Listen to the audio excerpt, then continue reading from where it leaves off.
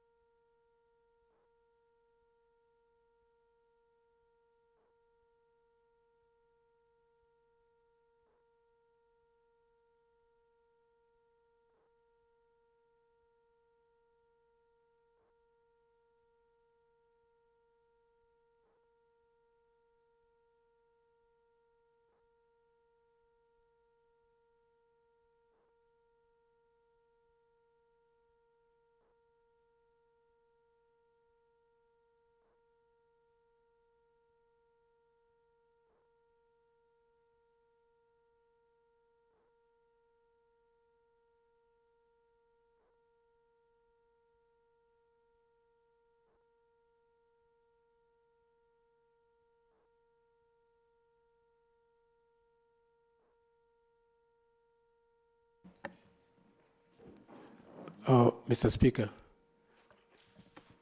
The Honorable Member for, Speaker, we are getting a bit leader anxious. of Minority Party. You know, we have sat here as if we are doing some reflection and adoration, Mr. Speaker. And because we are not in the church, we are wondering what is going on. And as you know, Mr. Speaker, there's a lot of anxiety in this house. So kindly guide us to know what is going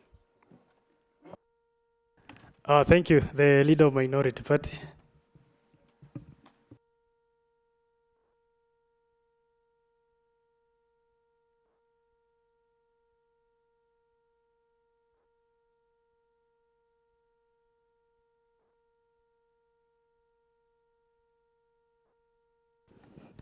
Next order. Order number 1, administration of oath. Next order. Order number 2, communication from the chair. Next order. Order number 3, messages. There are no messages. Next order. Order number 4, petitions. Next order. Order number 5, papers. Next order. Order number 6, notices of motion. Next order. Order number 7, statements. Next order. Order number 8, motion. There is a motion by the Honorable Chairperson, Select Committee on Budget and Appropriations, the Honorable Alex Mbugua.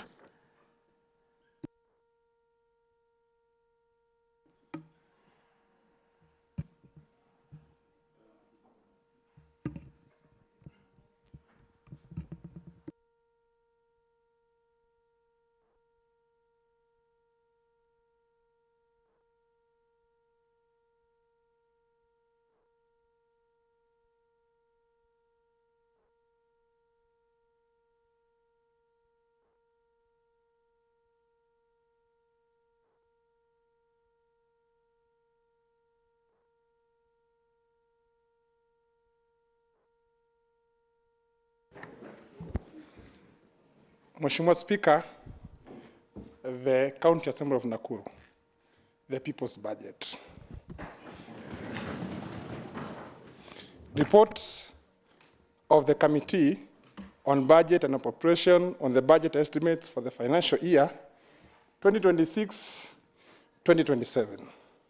We say, Vox Populi Vox Dei, the voice of the people is the voice of God. On behalf of the Budget and The Honorable Chair, would you proceed without inserting Latin? Proceed. Thank you, Honorable Speaker. On behalf of the members of the Budget Committee and as required under Section 131 of the Public Finance Management Act 2012, it is my pleasure to present to this House the committee's report on the budget estimates for the financial year 2026-2027.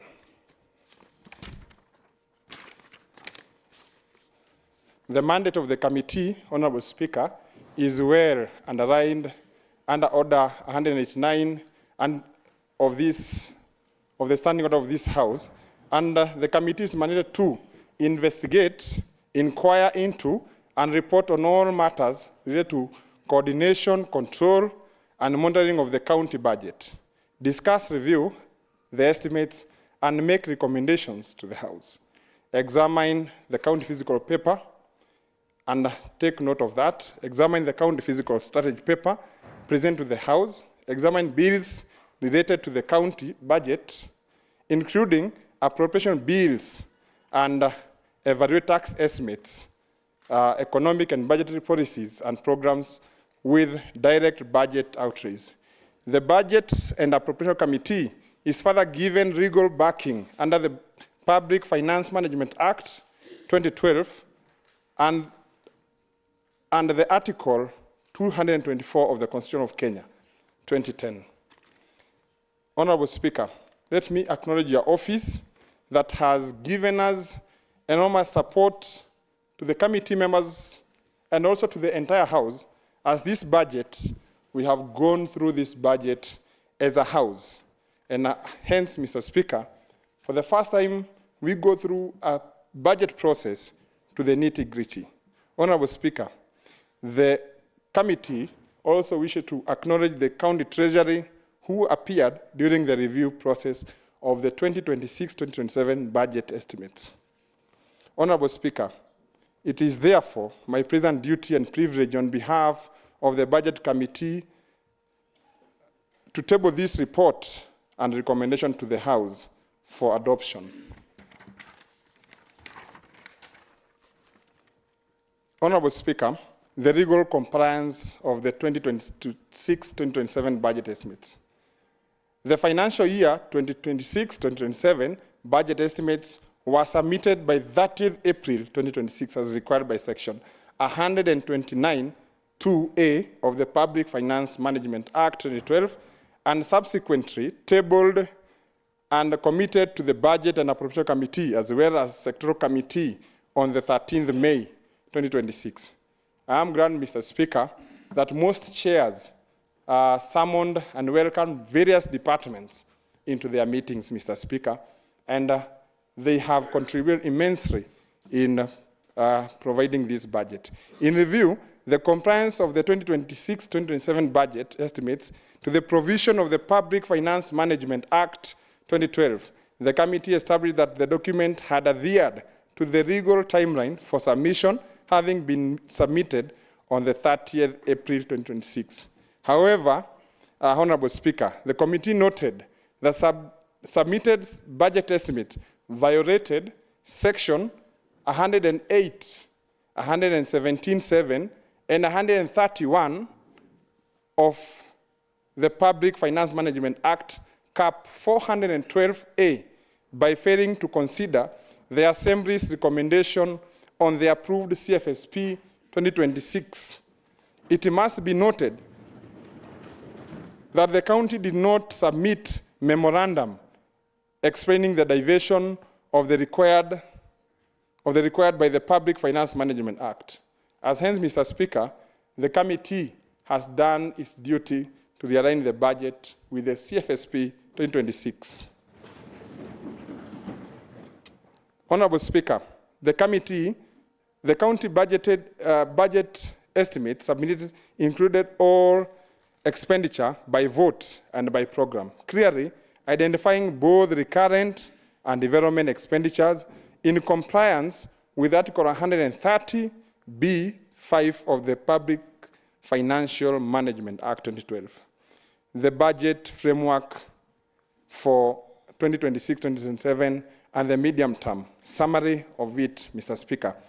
Honorable Speaker, the county in the financial year 2026-27 has projected a total budget of Kenyan shillings 22,852,657,767, exclusive of the exchequer balance, comprising of compensation to employees 8.6 billion Kenyan shillings, that's 7.3%. Use of goods and services 6.9 billion Kenyan shillings, that is 30.2%. Development expenditure of 7.29 billion Kenyan shillings, that is 32% of this. Budget hearing and consultations. Public participations is one of the most important pillars of the Constitution of Kenya. Public participation enables the people at the grassroots levels to air their views concerning the issues ailing them. Honorable Speaker, pursuant to Article 174C, Article 196(1)(b), Article 232(1)(d) of the Constitution of Kenya, 2010, Section 87 of the County Government Act, 2012, and other relevant laws, they highlight on objectives of the devolution of government to give powers of self-governance to the people to enhance the participation of the people in the exercise of the powers of the state and making decisions affecting them. Honorable Speaker, in compliance to this legal provision above, the County Assembly invited members of the public and interested parties through varied means to submit their views of the Nakuru County budget estimates financial year 2026-2027. It means the means employed were so chosen to ensure a wider reach and included the following: advertisement in daily newspaper, memoranda, Kameme FM, vernacular radio station, Emo FM, national radio, a vernacular national radio station for the Kalenjin dialect. Further, Honorable Speaker, the County Assembly further held physical budget validation meeting on the 5th of June 2026 with the citizens at the County Assembly, principles chaired by the Budget and Appropriation Committee members and their views integrated.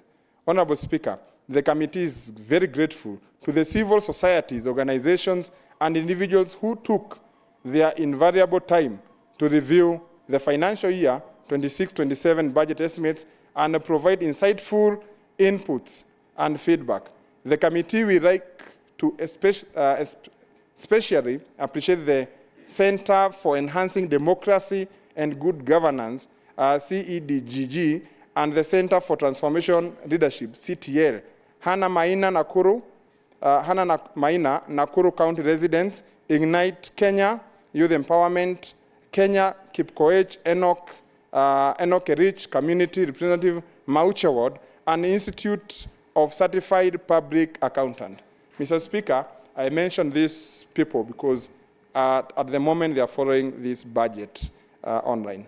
The public, through submission of memoranda, made the following recommendation, which the committee have considered in the finalization of this report.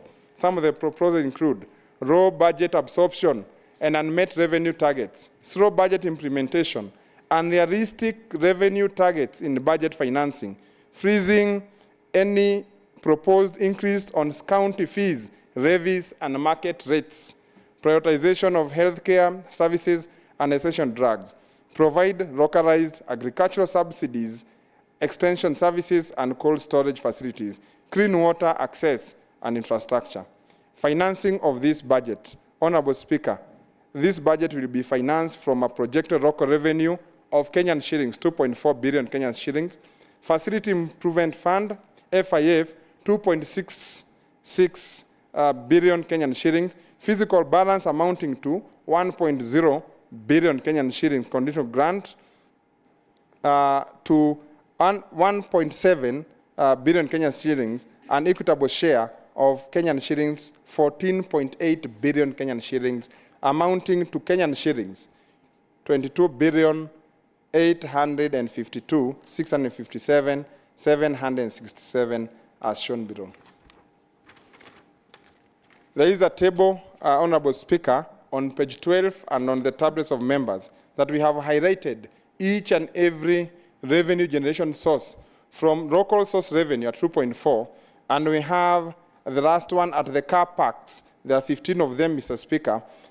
Conditional grants from the, and also we have the conditional grant from the Government of Kenya for Aggregated Industrial Parks Program, CAIPS, at 97.4 million Kenyan shillings.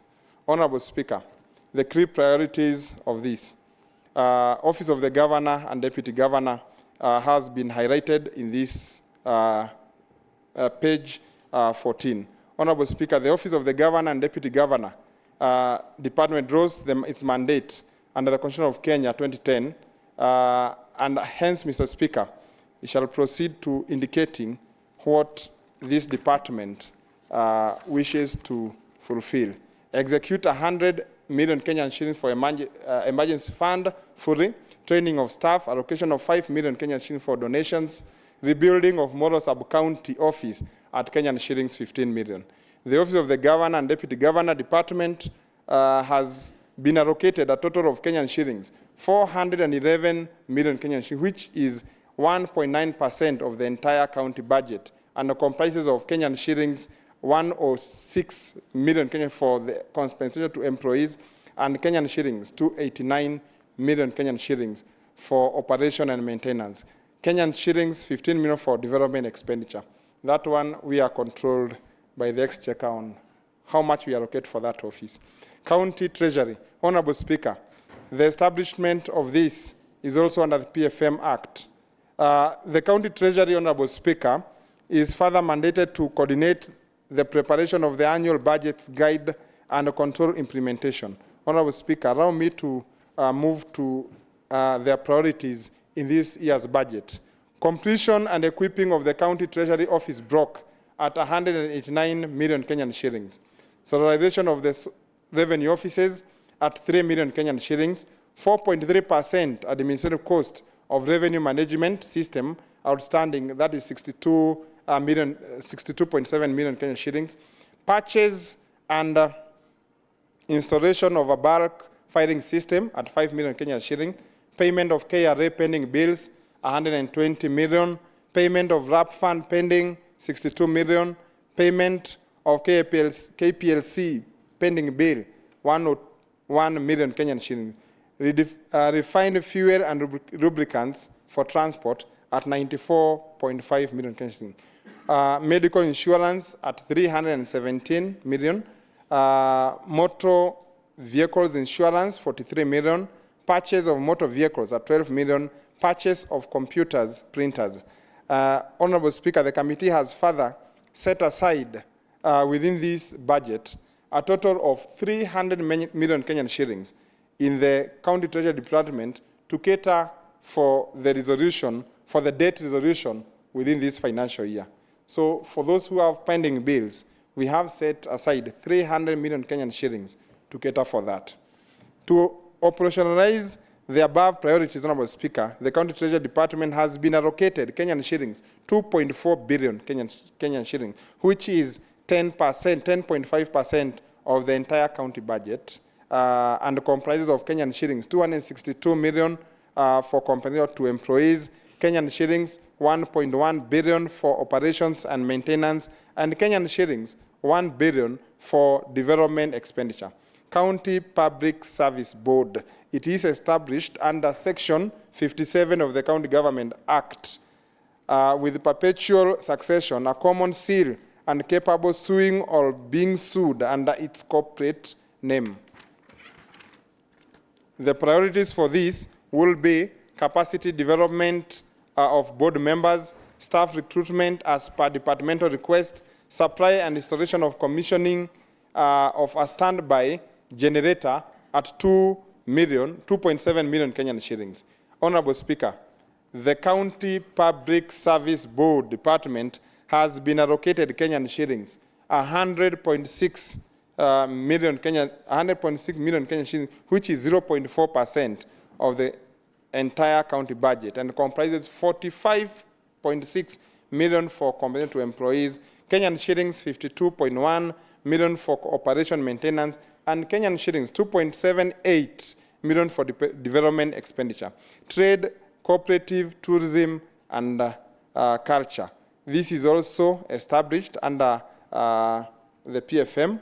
The General Economic and Commercial Affairs, GECA, sector has 5 directorates, namely trade, tourism and culture, cooperatives, alcoholic drinks and control, and county bus terminals management. Trade Directorate is mandated to enhance the growth and development of enterprises, physical markets, and enhance fair trade practices in the county. It is guided by the Policy, Weights and Measures Act, CAP 413, Trade and Description Act, CAP 505, Laws of Kenya.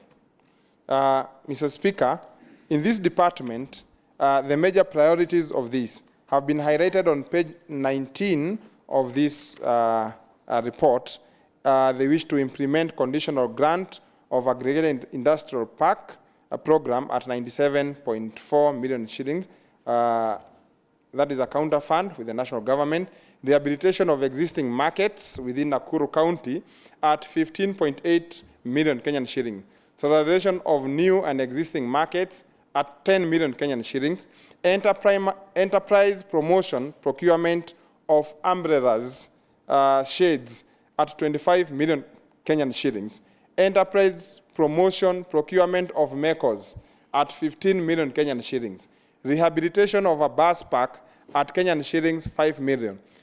Construction of masonry wall and gate at Naivasha Community Library at 4 million Kenyan shillings. Construction of masonry wall and gate at Gilgil Community Library at 4 million Kenyan shillings.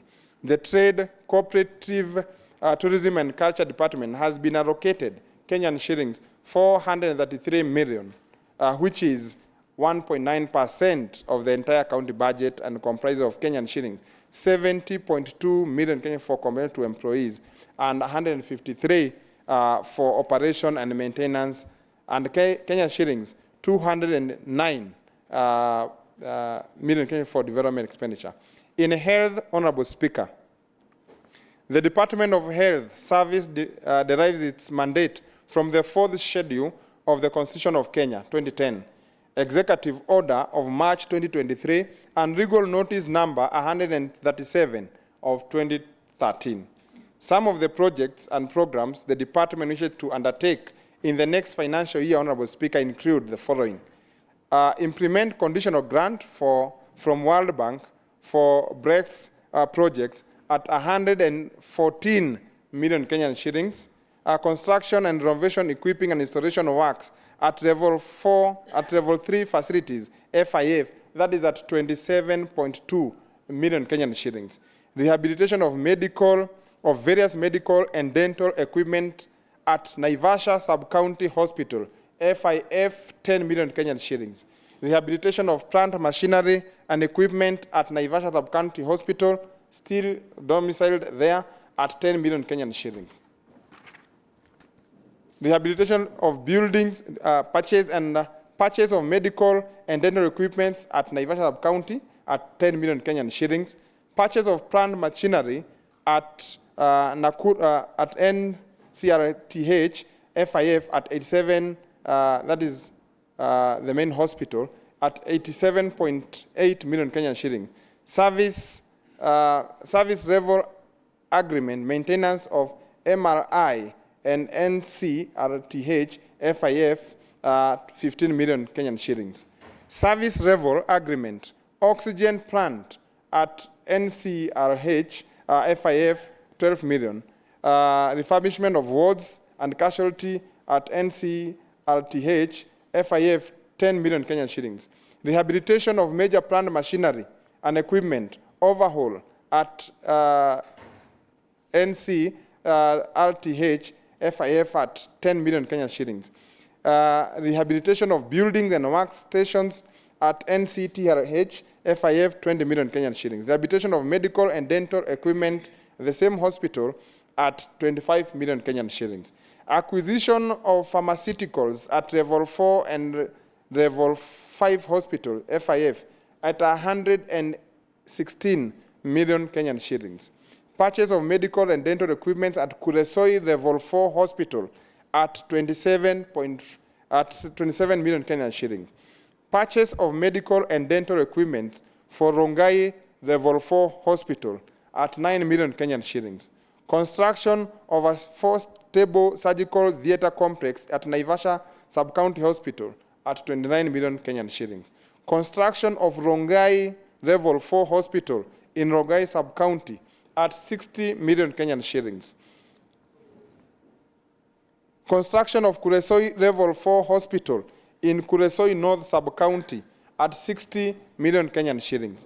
Purchase of plant machinery, mortuary coolers and related equipment for the Bahati Sub-County Hospital, 5.9 million Kenyan shillings. Honorable Speaker, the Health Department has been allocated 8.06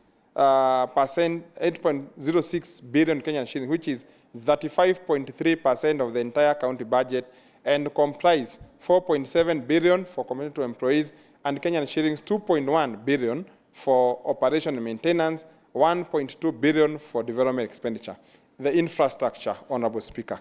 In this department, Honorable Speaker, it is established under the Executive Order number 1, March of 2023, issued by the Office of High Excellency the Governor on organization of the county government, lays down the mandates of the department, which include to develop and maintain county infrastructure policies, manage and maintain county roads and a public building, develop and maintain street lights. In this department, Honorable Speaker, they wish to undertake the following: rehabilitation of plants and equipments or machines at 20 million Kenyan shillings. Internal maintenance of rural and urban roads program in Marisha at 31 million Kenyan shillings. Purchase of two plant and machinery and hydraulic cabin vehicles, street maintenance, that is at 26 million Kenyan shillings. That is through the effort of the members. Construction of new drainage across the county at 10 million. Rehabilitation of drainages at 7.5 million Kenyan shillings. Road safety program, road marking and construction of NMT at 4.5 million Kenyan shillings. Installation of solar lights at 15 million Kenyan shillings, and further maintenance of this, Mr. Speaker. That one is well established there, Mr. Speaker. In addition, Honorable Speaker, some of the wards has ensured allocation of such programs of Kenyan shillings, 55 million Kenyan shillings from the ward kitty as highlighted. We have the Imarisha Barabara program for the various wards. It is highlighted on page 22 of this document, and further we shall give an annex of what members suggested on 3 million Kenyan shillings per ward. Agriculture, livestock, fisheries, and veterinary services. Honorable Speaker, it is established under Executive Order number 1 of 2023. And in this department, Honorable Speaker, the priority of this will be the implementation of National Value Chain Project NAV CDP at 110 million Kenyan shillings.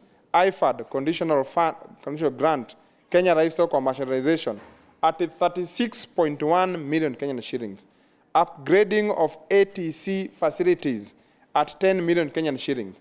Counter-funding National Agricultural Value Chain Development Project, 7.5 million Kenyan shillings.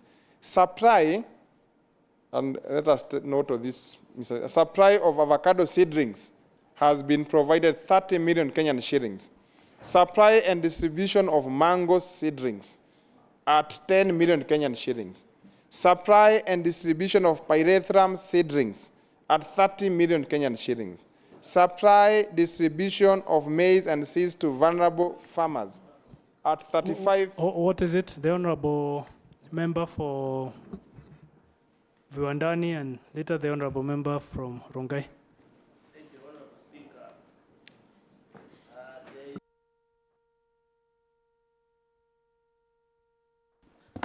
Doing here, we are not able to follow up with the budget chair because the gadgets are switching on, off.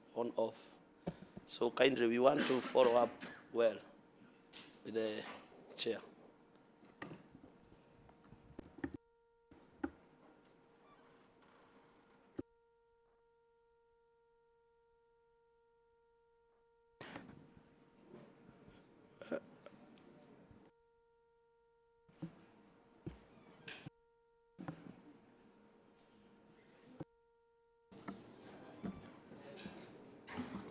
I proceed. Thank you, Honorable Speaker. So, honorable members, we would pray and request that we proceed because he's reading word for word. Okay. As the gadgets are being worked on for purposes of time. Thank you, Honorable Speaker. Then I go to Roman 8 of this department. Supply, distribution of maize seeds to vulnerable farmers at 35 million Kenyan shillings. Purchase of assorted parts and tools for farm machinery at 6 million Kenyan shillings. Supply and delivery of 1 month-old improved kienyeji chicks at 40 million Kenyan shillings. Operationalization of milk coolers in Naivasha sub-county at 4 million Kenyan shillings. Subsidized AI at 6 million Kenyan shillings. Procurement and supply of pond drainers at 3 million Kenyan shillings.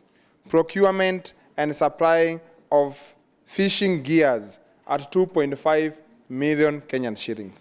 The department, Honorable Speaker, has been allocated a total of Kenyan shillings, 860 million Kenyan shillings, which is 3.8% of the entire county budget. And this comprises 317 million for compensation to employees and Kenyan shillings, 115 million for operation and maintenance, and Kenyan shillings, 428 million Kenyan shillings for development expenditure. Honorable Speaker, water, environment, energy, and natural resources, it's also well established within the county government of Nakuru. In this department, we shall be having conditional allocation from a World Bank credit to finance Kenyan shilling locally to finance locally-led climate action program (FLOCA) at 188 million Kenyan shillings. Refurbishment of offices (HQs) winner at 1.9 million Kenyan shillings. Climate change mitigation program county counterpart funding at Kenyan shillings, 112 million Kenyan shillings. Purchase of environmental maintenance equipment at 2 million Kenyan shillings. Borehole drilling, casing, screens purchase, gravel parking and materials at Kenyan shillings, 3.0 million Kenyan shillings. Purchase and drilling ring, tools and associated accessories at 5 million Kenyan shillings. Construction, equipping, rehabilitation of water systems at 5.3 million Kenyan shillings. Supply of water pipes, pipe laying at 2 million Kenyan shillings. Construction, rehabilitation of sewerage infrastructure at 4 million Kenyan shillings. Purchase and installation of skip bins at 4 million Kenyan shillings. Also in this department, purchase and installation of waste trolleys at 3 million Kenyan shilling. Rehabilitation of disposal sites, access roads, tipping areas, etc. at 4 million Kenyan shilling. Distilling of stormwater retention pond at Old Town Treatment Works, that is at 5 million Kenyan shillings. This department, Honorable Speaker, has allocated, the committee, Honorable Speaker, has allocated Kenyan shillings, 56 million shillings for employment of casuals who will support activities such as solid waste collection, street and market cleaning, tree planting, drainage maintenance, and environmental conservation and beautification program, resulting to a clear and healthier environment for residents. So the 56 million that the committee had allocated still stands, Mr. Speaker. The Department of Water, Energy, Environment, Natural Resources, and Climate Change, Honorable Speaker, has been allocated Kenyan shillings 837 million Kenyan shillings, which is 3.7% of the entire county budget, and comprises of Kenyan shillings 160 for compensation to employees, Kenyan shillings 80 million for operation and maintenance, and Kenyan shillings 596.3 million shillings for development expenditure. Public service devolution, citizen management, disaster management, and humanitarian assistance. It is well established under Article 235 of under 36 and 236 of the Constitution of Kenya 2010 and the County Government Act in 12 Section 56 established on the county public service. In this department, Honorable Speaker, they wish to implement conditional grant from KDSP to level 2 grant at 352 million Kenyan shilling, designing and installing a digital filing and human resource registry at 8 million Kenyan shilling. HRMIS system maintenance at 3.4 million Kenyan shillings, bulk SMS unit at 1 million Kenyan shillings. In addition, the committee has enhanced the recruitment allocation, which will be distributed as follows. Honorable Speaker. Department, number of recruits and amount. In this department, Honorable Speaker, the committee has established that there will be hiring of 110 ECD teachers, 2 per each and every ward at 56 million. It has also allocated hiring of enforcement officers, 2 per each and every ward, that is 110, at 28 million Kenyan shillings. The Environment Department, allocation for casuals. We shall have an allocation for casuals within the county at a cost of 56 million Kenyan shillings. Honorable Speaker, the public service, devolution, citizen engagement, disaster management, and humanitarian assistance has been allocated Kenyan shillings 2.09 billion, which is 9.2% of the entire county budget, and comprised of 1.4 billion for compensation to employees, and Kenyan shillings 281.8 for operation maintenance, and Kenyan shilling 382.7 for development. Land, physical planning, housing, development, Honorable Speaker. In this department, major consideration has been made. They wish to implement conditional grant from World Bank for Kenya Formal Settlement Improvement Project, KISIP 2, at 40 million Kenyan shilling.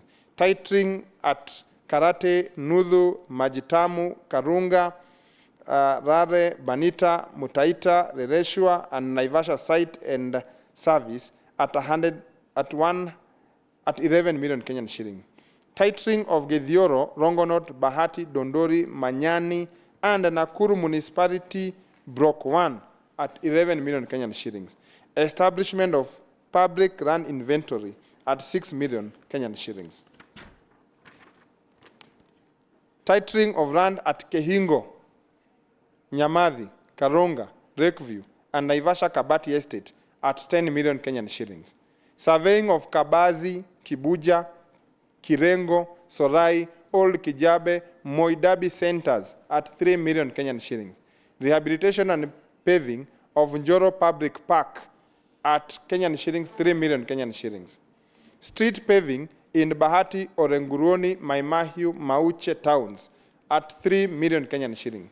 Purchase of 2 semi-automated broke making machines at 4 million Kenyan shillings.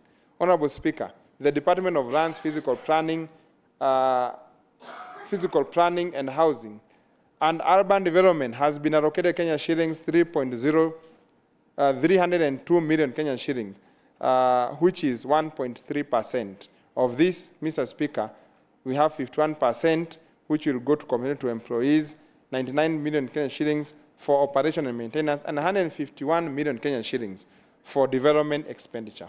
Education, ICT, e-government, and public communication.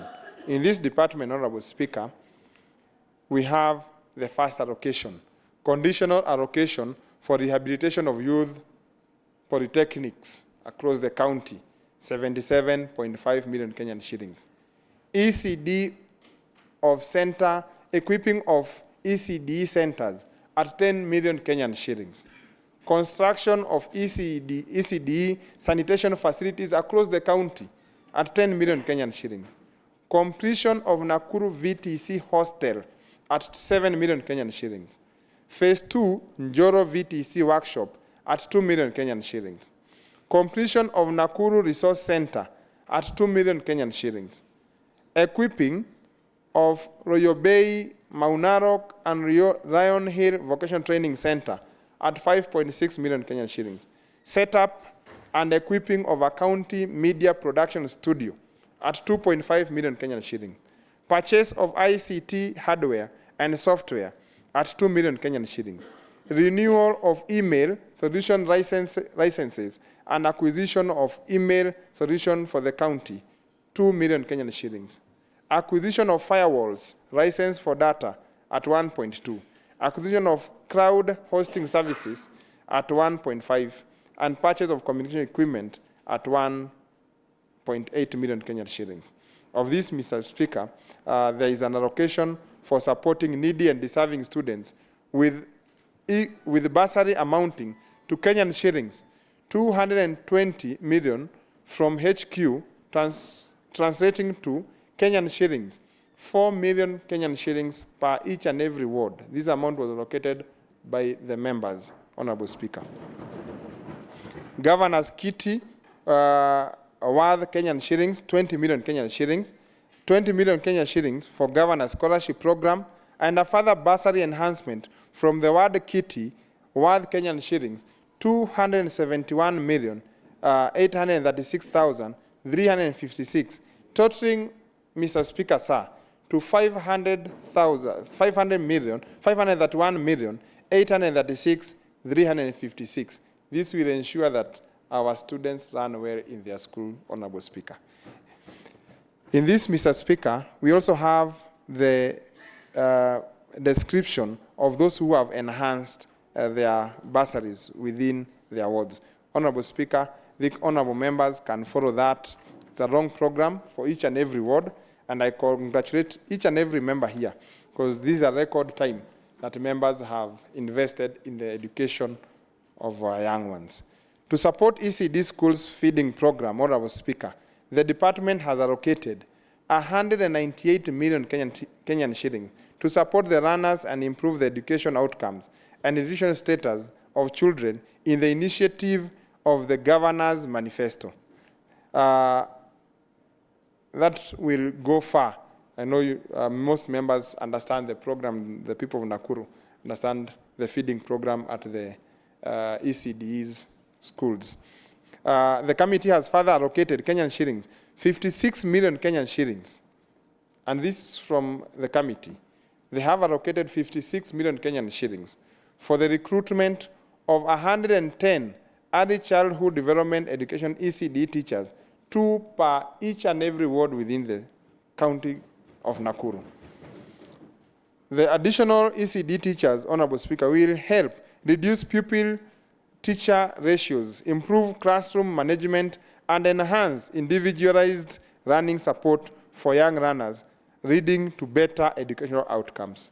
Honorable Speaker, the Department of Education, ICT, Government, and Public Service has been allocated 2.017 billion, which is 8.8%. The narration of the other amount is on page 32. Youth, gender, sports, social services, and inclusivity. Honorable Speaker, this is one of the departments that concern the youth within the county government of Nakuru. And as such, Honorable Speaker, it is worth noting what the committee has noted. Allocation of 27.5 million for sports tournament, that is Kenyan shillings, 500 per ward. That is 27.5 million for sporting equipment. That is, so, Honorable Speaker, we shall have the first part, whereby each and every ward has been allocated 500,000 Kenyan shillings for sports tournament in the awards. That is total of 27.5 million Kenyan shillings. Then we have 27 million Kenyan shillings each ward to get another 500,000 for sports equipment within the award, Honorable Speaker. We have also been magnanimous enough, Honorable Speaker, we shall be having a governor's cap of 32 million Kenyan shillings that is already launched, Mr. Speaker. We shall do a 12.5 million Kenyan shillings Kikosa and 8 million for KISA, 6 million for Alaska, and 5 million for sports program. Construction of 6-door toilets and urinals at Elbagon Social Hall at 2 million Kenyan shillings. Equipping of daycare center, Mirera, Lakeview, Naivasha Market at 1 million Kenyan shillings. Equipping of women, youth groups, acquisition of public address system. This is at 13 million Kenyan shillings. Equipping of youth groups, empowerment, boda at 56 million Kenyan shillings. Equipping of youth and women groups, acquisition of tents and shades at 55 million Kenyan shillings. Equipping of women and youth groups, acquisition of equipment, i.e. the salon materials, at 40 million Kenyan shillings. Equipping of women and youth groups, acquisition of MECO at 20 million Kenyan shillings.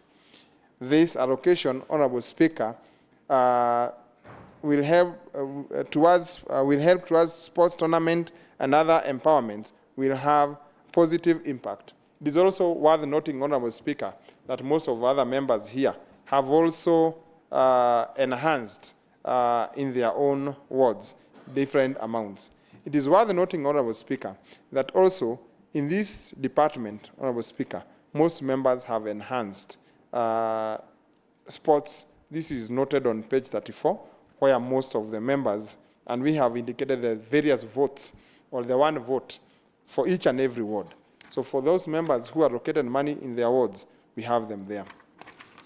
We have also the empowerment program, purchase of workshop tools, spare and small equipment.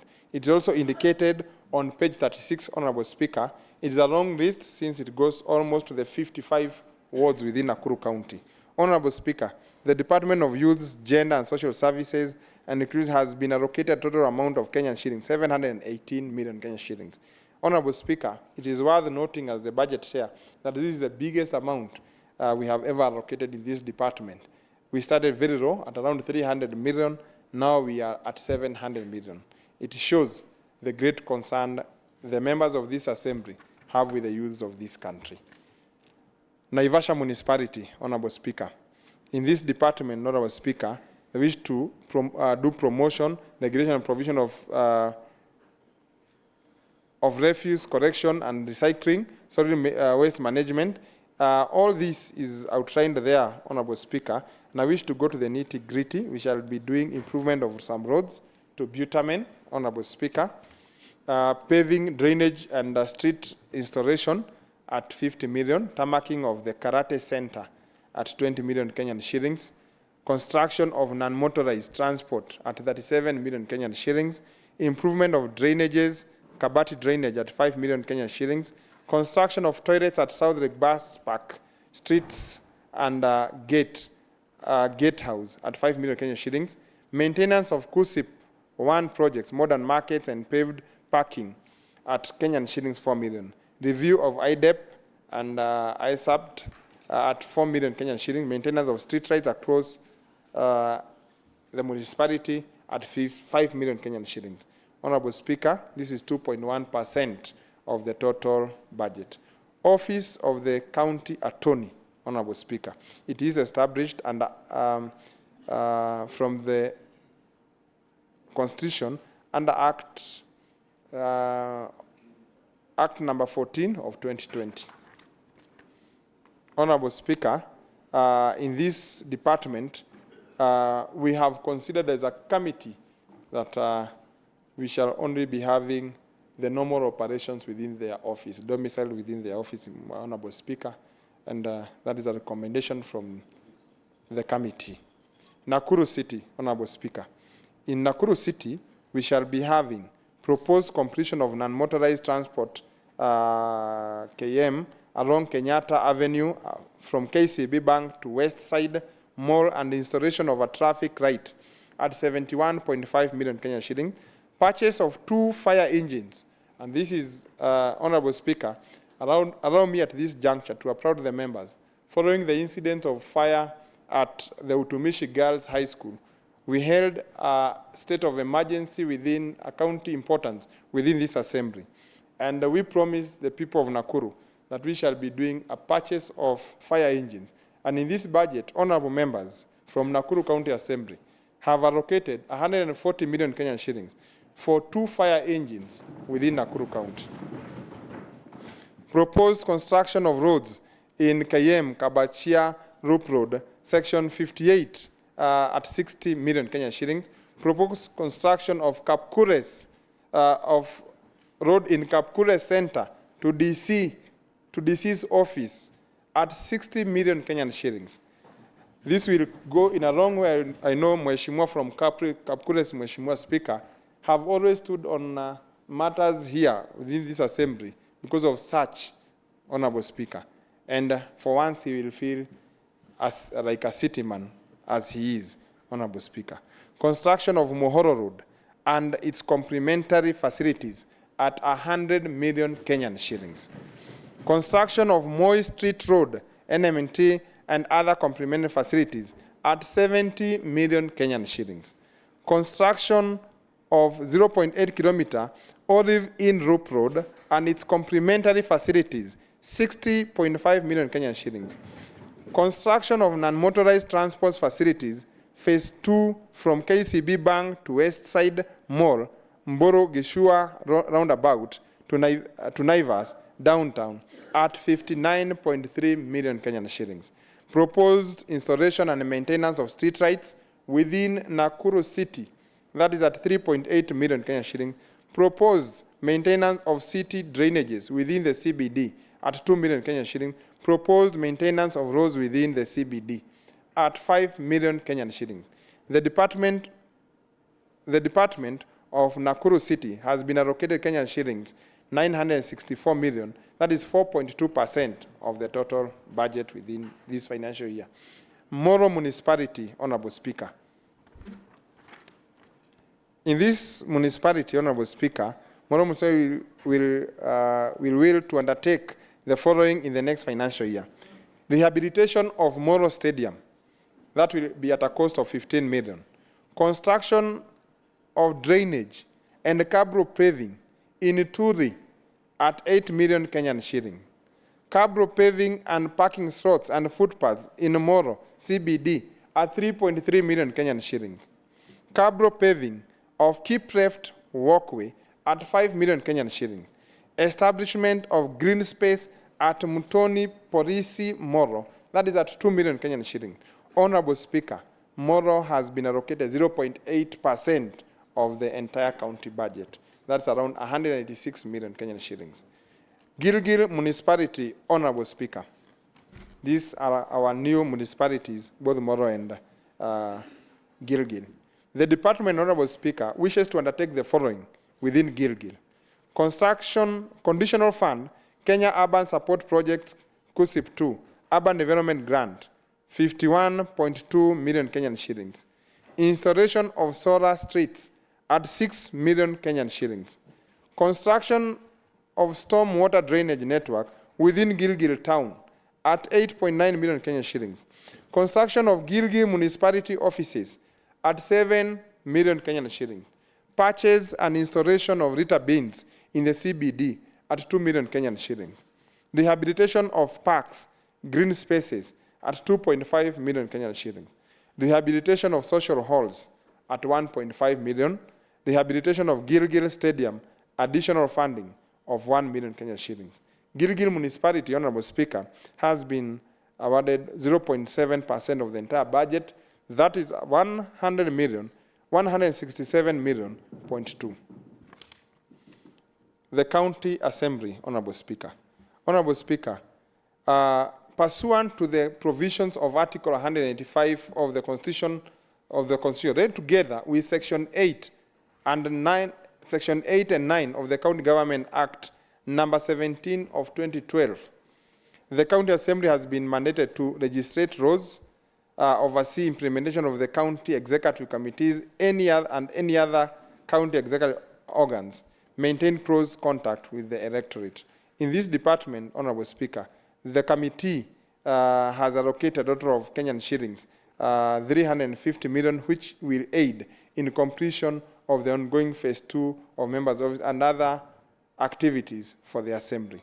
County Assembly has been allocated a total of Kenyan shilling 1.6 billion, which is 7% of the entire county budget, and comprise Kenyan shillings 536 million for compensation of employees, and Kenyan shillings 721 for operation and maintenance, and 412 million for the development expenditure, Honorable Speaker. Key findings. Honorable Speaker, the Budget and Appropriation Committee is in a joint meeting with the full House, rationalized the 2026-2027 budget estimates and realized that Kenyan shillings 833.5 million from different votes in both recurrent and development amounts was allocated to the high impact priority areas as follows. Within the meeting that we held together, Mr. Speaker, we allocated additional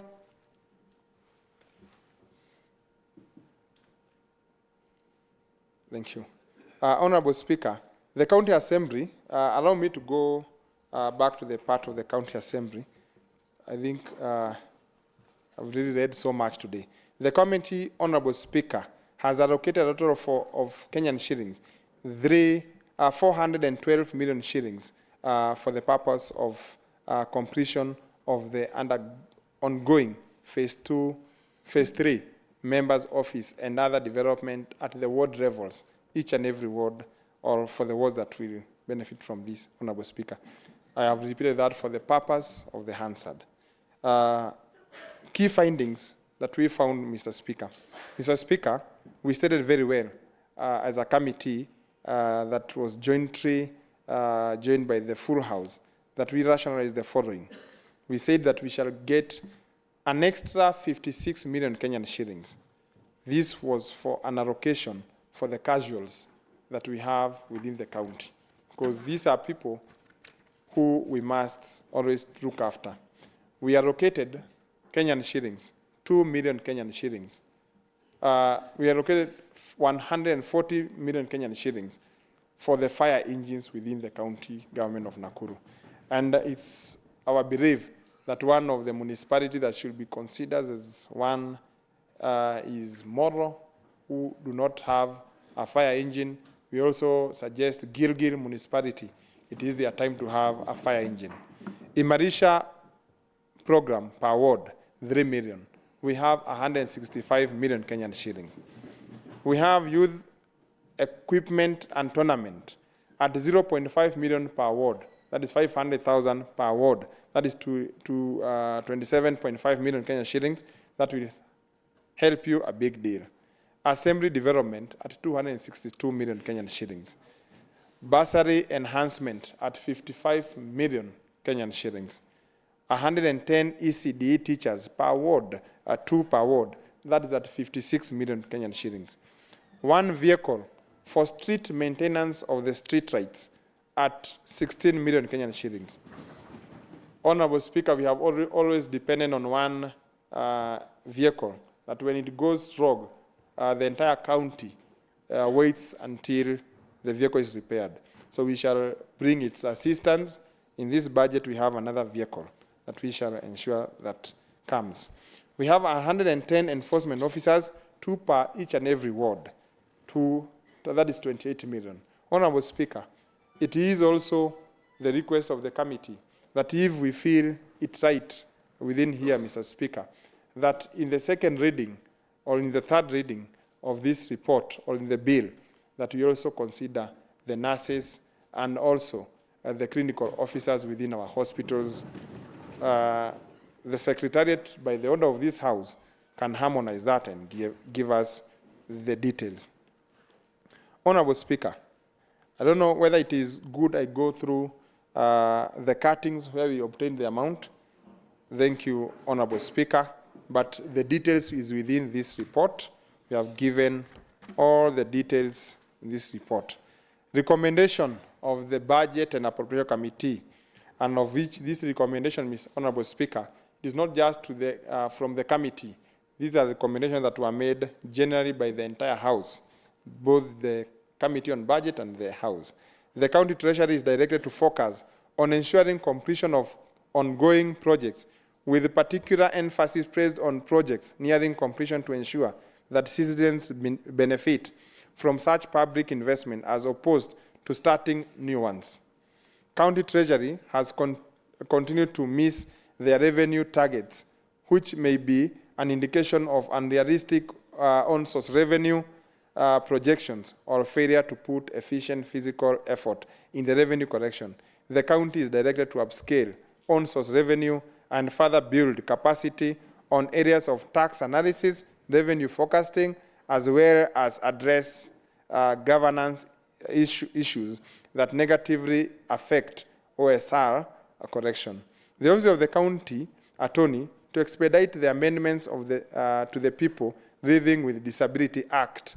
Honorable Speaker, here we allocate money for the people living with disability within Nakuru County. This money has not been utilized since we came, and as such, even this financial year, we have allocated that amount, and we expect the County Attorney's Office to expedite this process. Honorable Speaker, our sisters and brothers who live with disability are suffering within the county. In this regard, the County Treasury is advised to fast-track the development of the tariffs and pricing policy pursuant to Section 120 of the County Government Act 2012 to form a basis for levying fees and charges by the county government. The County Treasury is further advised to deepen the process of public engagement in identification and prioritization of the programs and projects. The County Treasury should ensure that finalized but unsettled pending bills, as well as ongoing works contracts, are included in the budget for the financial year 2026-2027, including the balances after awarding of the contract. Honorable Speaker, expenditure should be skewed towards development as opposed to recruitment to avoid negating physical responsibilities principle and ensure meaningful development. It is felt across the county. Honorable Speaker, this is the people's budget. And at the back of that report, Honorable Speaker, we had said that we have indicated 165 million Kenyan shillings, 3 million per ward for Imarisha Barabara. It is well indicated to each and every ward within this report, Mr. Speaker, as Annex 1 of this report. We also have the different summaries of different votes, Honorable Speaker, indicated on page 56 and 57. We have the ward allocation projects within here. Mr. Speaker, this is the people's budget. We have done many budgets, but I feel, as the budget chair, it being the last budget that this assembly will actualize, this is the only people's budget that we can talk about. I beg to move and ask Honorable Wanjohi from Rare, Njoro to second. Thank you, Mr. Speaker, sir. Thank you. The Honorable Minority Leader. Thank you, Mr. Speaker, for the opportunity. And I wish to congratulate our chair budget, the Honorable RX from Naivasha, for that brief and that well-presented budget. Mr. Speaker, when the chair was reading the budget, my biggest concern was to check whether it is aligned to the county estimates, to the county physical strategy paper. And Mr. Speaker, by the time it was finishing, I have concluded, yes, that is what the budget has followed, Mr. Speaker. Mr. Speaker, you know the purpose of this county physical strategy paper is to guide the county in the preparation of the budget and also to look at the ceilings. And Mr. Speaker, I wish to agree that the ceilings have been adhered to. Mr. Speaker, like the chair has said, this is a people's budget, Mr. Speaker. Mr. Speaker, when you go to this assembly, we were given 3 roles, Mr. Speaker. The role of oversight, Mr. Speaker, the role of registration, and of course, Mr. Speaker, the role of representation. So all of us seated here in this, Mr. Speaker, in this assembly, we represent the interests of the people that brought us to this assembly. We have 55 wards, Mr. Speaker, and a further additional members, 24, have also been brought in to make sure that the people of Nakuru get what they asked for, Mr. Speaker, when we did our campaigns. Mr. Speaker, of concern is about the roads, Mr. Speaker. I'm happy that, Mr. Speaker, for the first time, we have a budget, Mr. Speaker, that exceeds any other budget that has been in this assembly. Initially, Mr. Speaker, there was only that 1 million that was put in the budget for the roads. And Mr. Speaker, the wisdom of the members, we added this to a further 165 million, Mr. Speaker, which signifies 3 million per ward. Mr. Speaker, sometime this year and sometime part of last year, we came up with a program, Mr. Speaker, which in my view, Mr. Speaker, is not working. What the members term as G2G. Mr. Speaker, I request the members of this House that never again, Mr. Speaker, should we go for that program called G2G, because, Mr. Speaker, it is not working. Mr. Speaker, we approved that program last year sometime in October, and up to now, Mr. Speaker, like in my ward, I have not seen a single machinery. And I want to speak for the people of Njoro. Most of the wards, this program has not come. And therefore, Mr. Speaker, I commend the members of the Budget Committee. I commend the members of the whole House for thinking about our people. Mr. Speaker, the biggest outcry that we have in our wards is about the roads. And I want, Mr. Speaker, now the residents of Nakuru who are listening to us, Mr. Speaker, present this budget. We have now approved more than 240 million to go towards roads. And Mr. Speaker, because we are not the implementers, our work, Mr. Speaker, like I've said, is oversight. We want to oversight the roads being done the areas possible. And because the chair for roads is here and the other members and the implementation committee is here, the other role that remains, Mr. Speaker, is now for the procurement department to work with speed, Mr. Speaker, to ensure that after the budget is done, and I hope this is going to be assented to by the governor, Mr. Speaker, that this work commences immediately, Mr. Speaker, so that we see that we have passable roads. Mr. Speaker, I've also listened to the budget about regarding the city. Some time back, Mr. Speaker, sometime 2 weeks, 3 months back, there's also been an outcry about the roads within the municipality. And we hope again, Mr. Speaker, now that we are going to approve this budget and pass it as all members, that those potholes that we're seeing within the city will become a thing of the past. Mr. Speaker, the hospitals have been taken care of. There's been a bit of an outcry again, Mr. Speaker, about drugs. The members of Nakuru County, now we are bringing to attention that we have taken care of that. We as members now, our work has been done. We are going to approve the budget, and we are going to put money for the drugs. We have also recommended as members of this assembly that any facility that is not complete, we have our own hospitals, for example, the one in Maimahio, the one that is in Molo, the one that is in Joro, and any other facility, although I've had a few that have been allocated money, we want these structures to be complete, Mr. Speaker, because we don't want to have monuments, Mr. Speaker, in our county in the name of hospitals, Mr. Speaker. Mr. Speaker, the ACD teachers, there's been an outcry that, Mr. Speaker, in this county of ours, Mr. Speaker, we are approving for things, Mr. Speaker, and one of the things that I have had it mentioned about the school uniform, Mr. Speaker. Mr. Speaker, you cannot have about uniforms when you don't have teachers, Mr. Speaker. Teachers are a priority, Mr. Speaker, and that is why, as a county, we agreed that we need to employ an average of 2 teachers per school, Mr. Speaker, to ensure that, Mr. Speaker, these young ones, Mr. Speaker, our members of our own wards, get what we call a priority education. Mr. Speaker, plus equipping has been done, and of course the construction of the classrooms. Mr. Speaker, I want to commend the Department of the Environment, Mr. Speaker. They've really taken care of the facility of the cashews, Mr. Speaker. Mr. Speaker, if you visit some of our wards, Mr. Speaker, and you go to what we call the trading centers, Mr. Speaker, they are laughable, Mr. Speaker. They are very dirty because we reduce the number of cashews. And again, the cashews we have, Mr. Speaker, in our various wards, they are very demoralized, Mr. Speaker.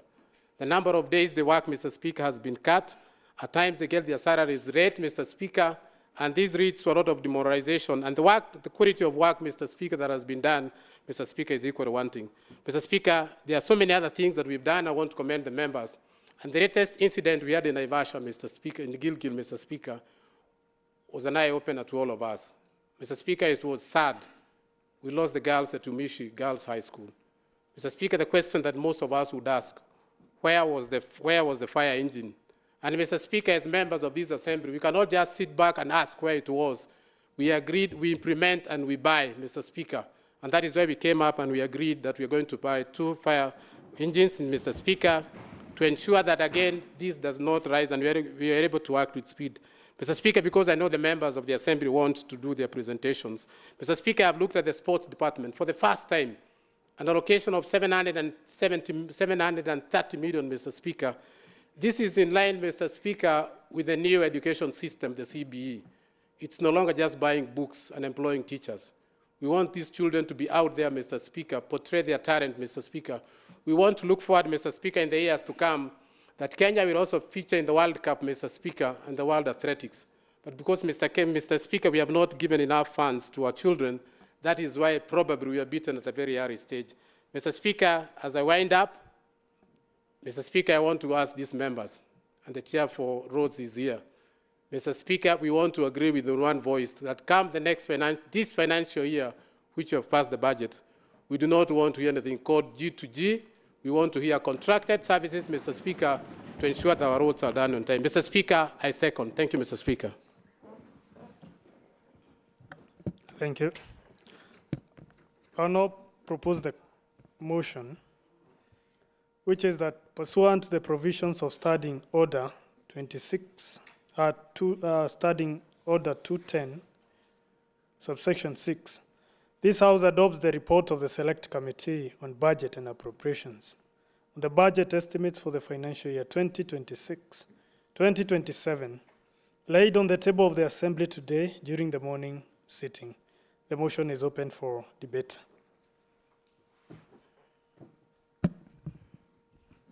The Honourable Member for the Honourable Leader of Majority Party and the Honourable Member for Olkaria, the Honourable Palanga.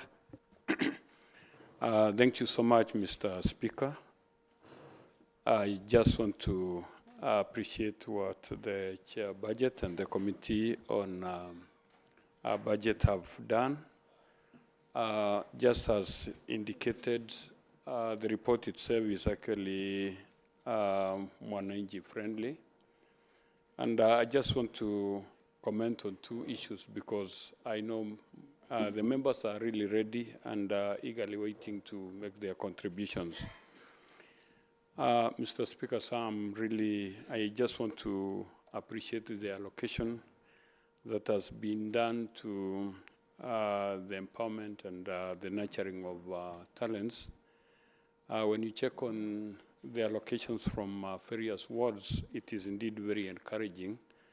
And that one is in line with the objective that we promote the talents that our youths have as well as the women. So I sincerely want to say that looking into the nurturing, identification and nurturing of their talents is indeed quite encouraging. Two, let me also comment on the allocation on the development of projects here in the Assembly.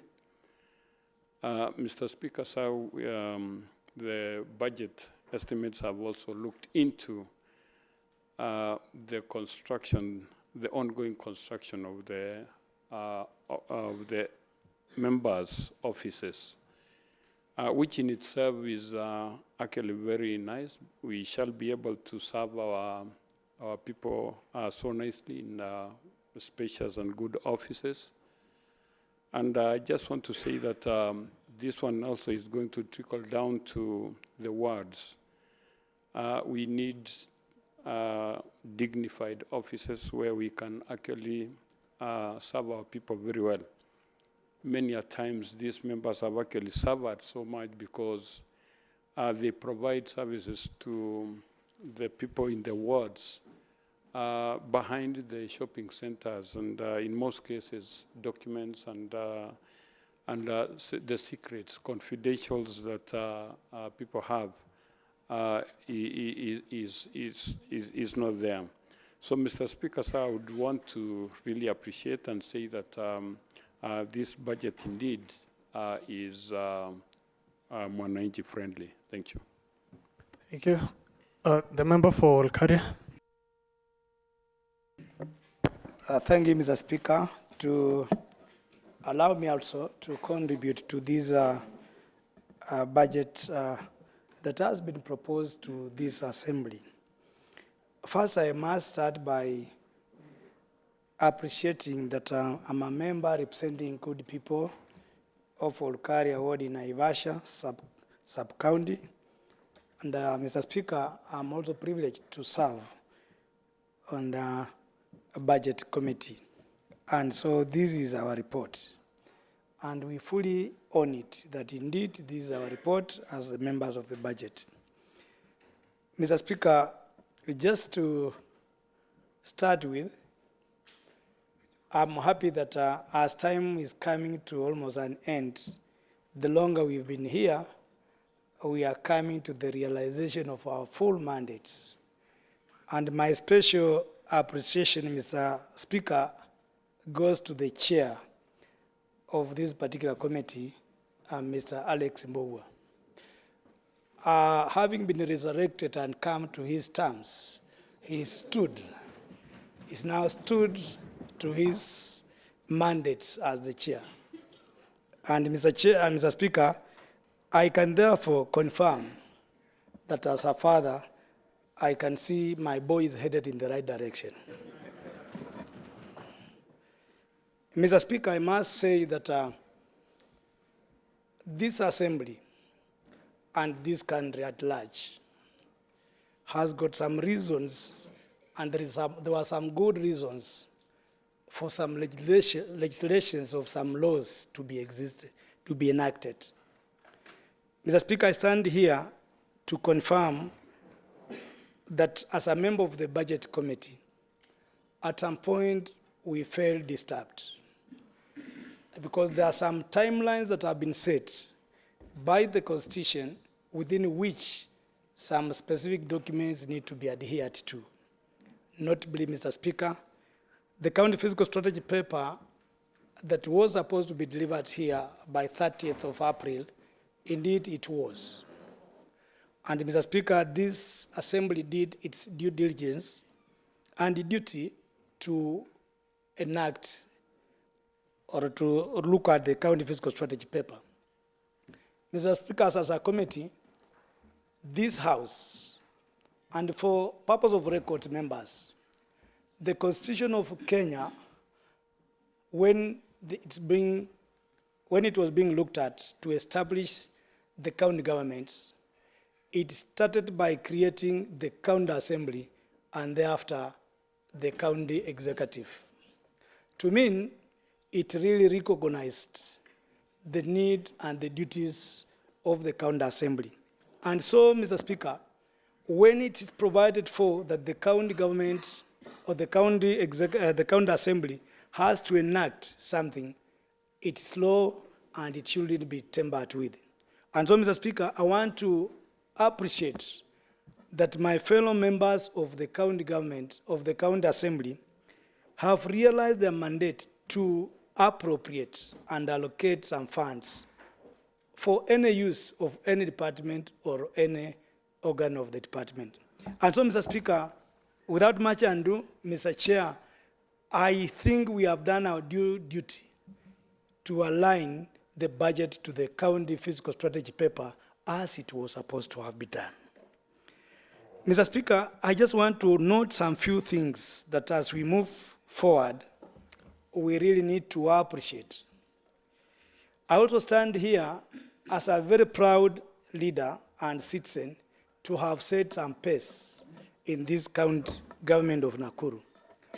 Notably, Mr. Speaker, or specifically, when I look at the members appreciating the need to enhance the bursary kitty, I flash back to the times of the first assembly when I was privileged to serve here, that by that time, I was the only person or representative who enhanced the bursary kitty to really make sure that our students get education.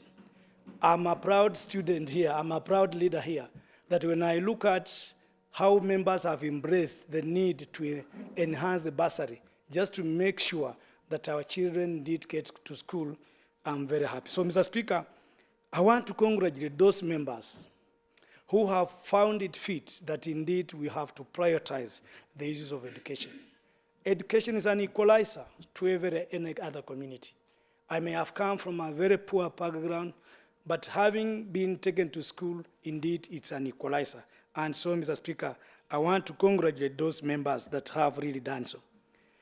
Mr. Speaker, I want also to remind members here that even notwithstanding this budget, the budget must be itemized in terms of what is going to be done where.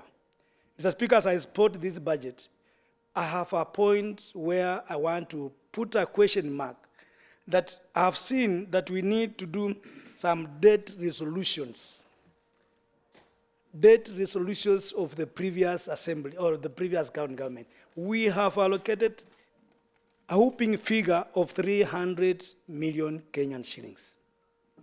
Mr. Speaker, I said this in the budget committee and I want to repeat here.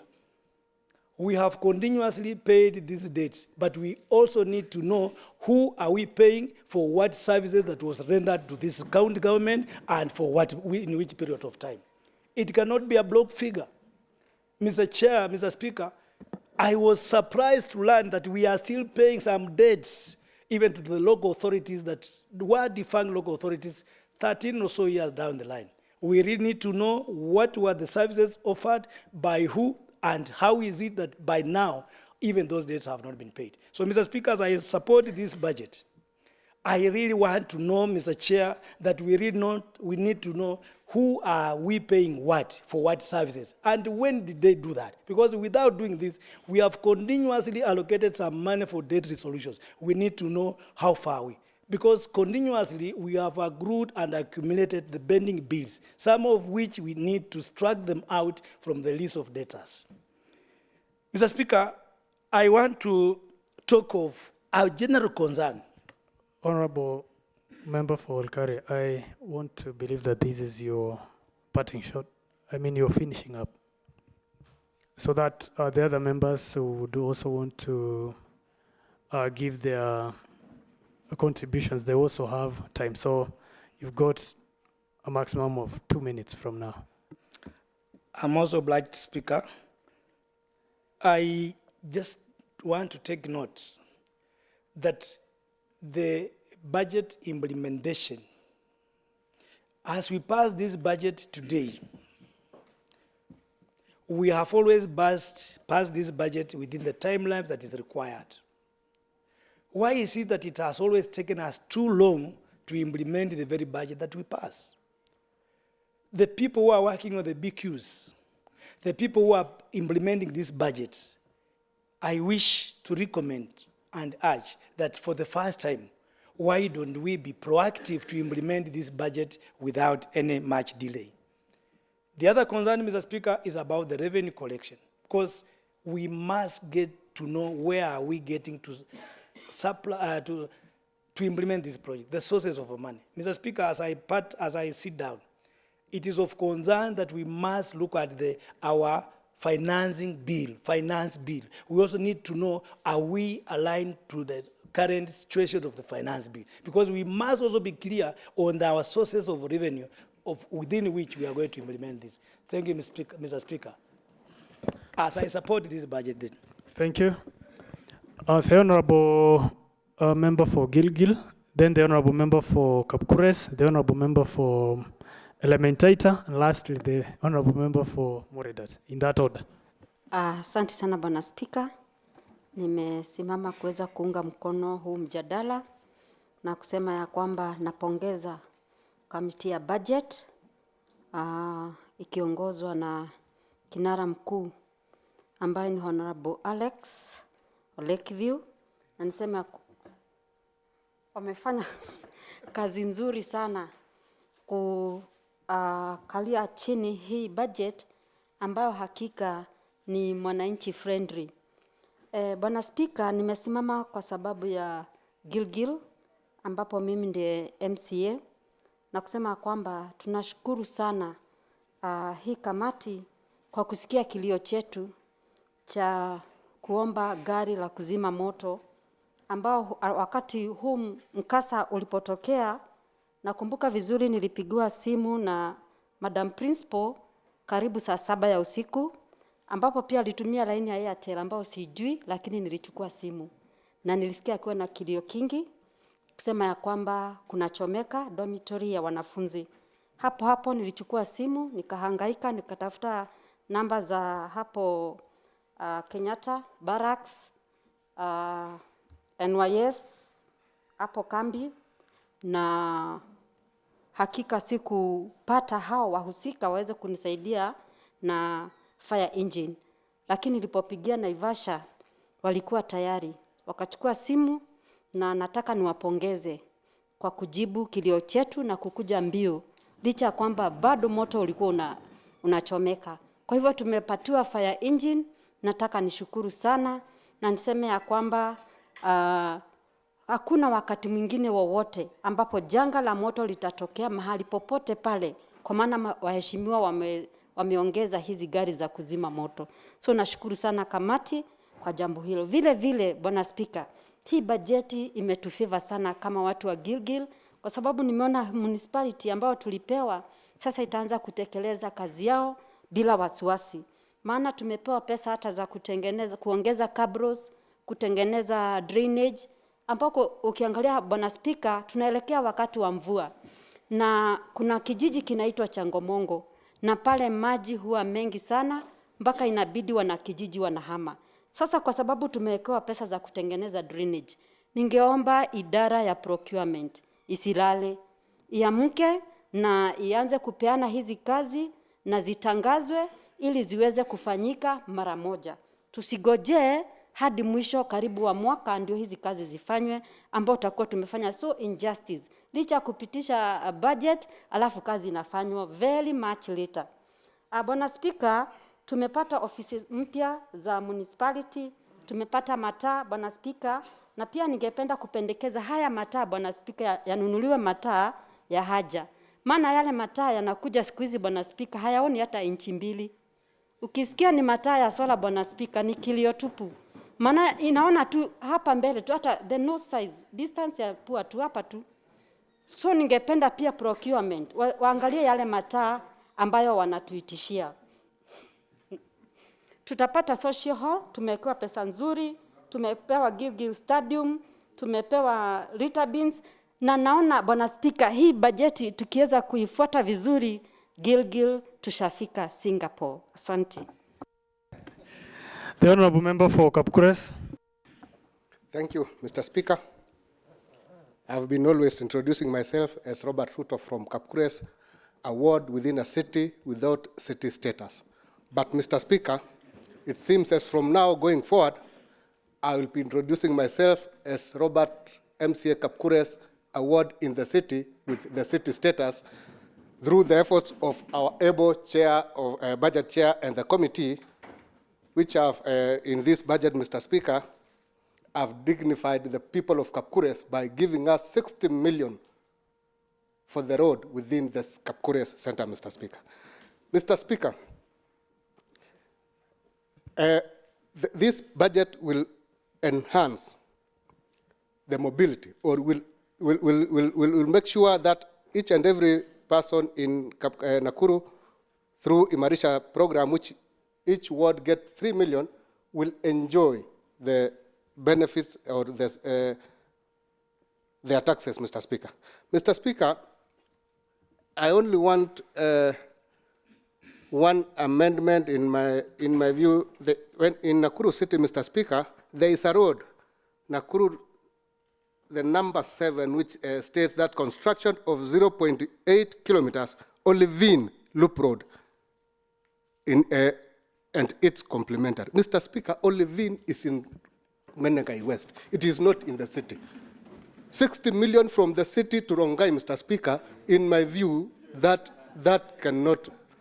I will suggest that the 60 million would have been increased tamaking of Kapkures Road or Barut in that manner, Mr. Speaker. Mr. Speaker. Order. The honourable member for Kapkures, finish up. The honourable member for Menengai, you still have your time. Mr. Speaker, I will also want to comment on the teachers.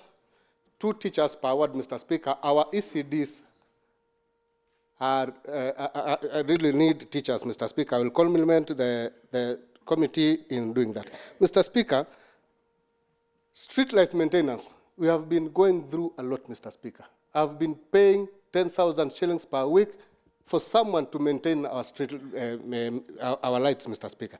In this particular budget, Mr. Speaker, purchasing another vehicle will at least ease our maintenance cost in our wards, Mr. Speaker.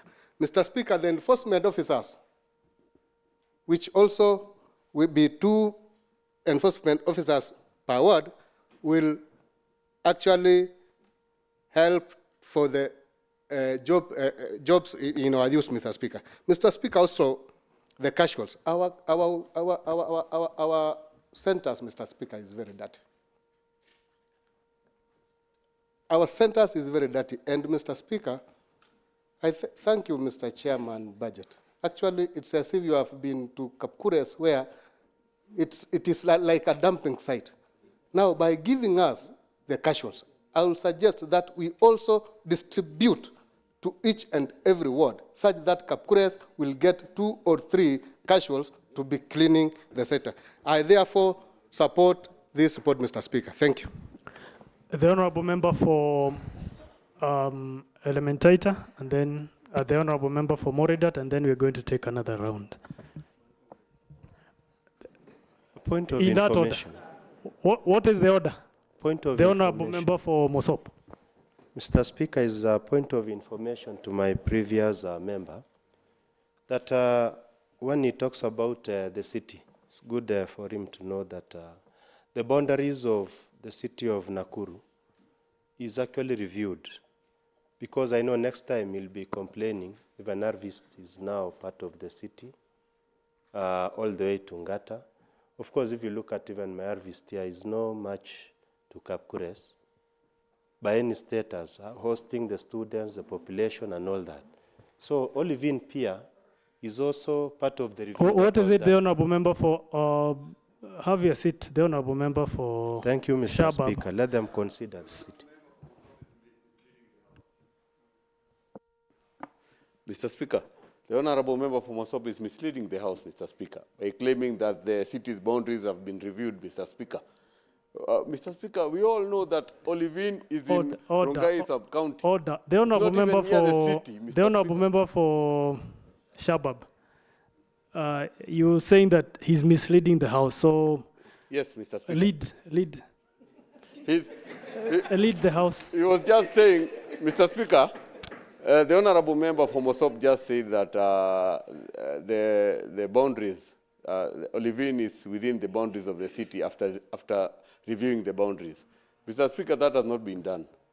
Unless the boundaries is London. We know London Ward is in the city. We cannot claim that Menengai West is in Nakuru City, Mr. Order. Speaker. The honorable member for Shabab, you are misleading the House. So the honorable member for possibly the chair Lance.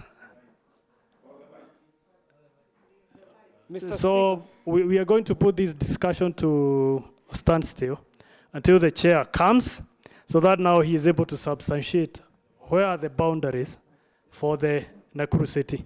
Mr. Speaker, I think I can assist Mheshimiwa Wadhiai, since we comes from the same town. I will delegate that to the honorable chair. So when he comes back, and then when he comes back, he can be able to substantiate. The honorable member for Barut, you are leading on that? Yes. Thank you, Mr. Speaker. I'm here to support my colleague, Mheshimiwa Wadhiai, about the boundary. The Speaker, if the allegation that is being given by former majority that Olivine is part of the city, Mheshimiwa Ratok should have been sitting in the Nakuru City Board, because we are 11 MCAs forming Nakuru City. So Mheshimiwa Ratok is not among us. Order. The honorable member for Barut, I'll now put that to a close.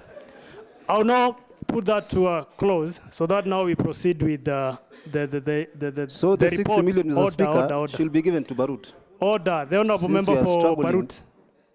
Order. The honorable member for Kaptembo. Yeah, Mr. Speaker, as a representative in the city, and what has been brought up by Mheshimiwa from Kapkures is very important, because an allocation has been done from the city to outside the city. It's very clear. Nakuru City is composed of two constituencies, Nakuru Town East and Nakuru Town West. So when you take our resources and take to... No, London is part of it. That is in West. Address the chair. Speaker, the honorable member for Kaptembo. Address the chair. Let me address the chair, Mrs. You know, when a representative from the village try to lectures on where our boundary ends, Order. The honorable member for Kaptembo. We do not have representatives for villages. We have representatives for residents and good people of Nakuru County. So we withdraw that. The honorable member for Kaptembo. I withdraw as guided, Mr. Speaker. Speak. Now, the honorable member for Menengai West. The honorable chair for lands will give a final verdict on this issue. So the honorable member for Elementaita. Thank you, Honorable Speaker. I wish to comment on this budget. I think this is our final budget as we go to the campaigns. But however, Mr. Speaker, it is good to note a number of issues that I have realized after thorough scrutiny of this budget. That number one, after the budget was realigned, there were some departments that were affected, and there are some wards that are affected negatively. For example, in the Department of Lands, it was proposed that 15 million be used for titling of North Karate, Majitamu, Karonga, Banita, Mutaita, and Naivasha. That was allocated 15 million, but 5 million were deducted. That means the titling program in the mentioned wards will be affected. Number two, we have the titling at Kehingo, Nyamamidhi, Karonga, Lakeview, and Naivasha that was allocated 15 million.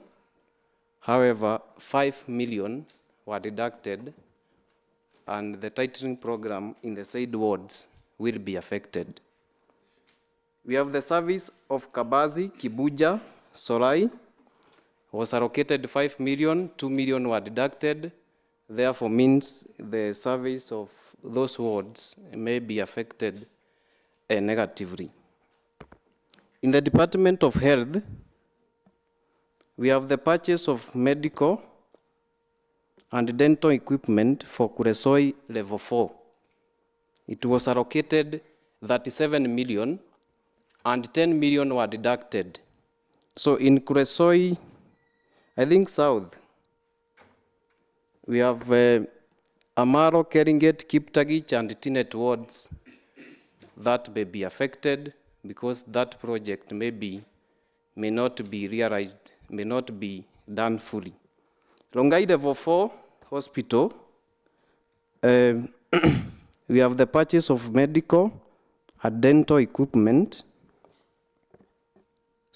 Construction of Rongai Level 4 was allocated 65 million, 12 million were deducted. There are members from Rongai, I think Mosop, Soin, Menengai West, Sorai, and Visoi will be affected. What is it? What is the order?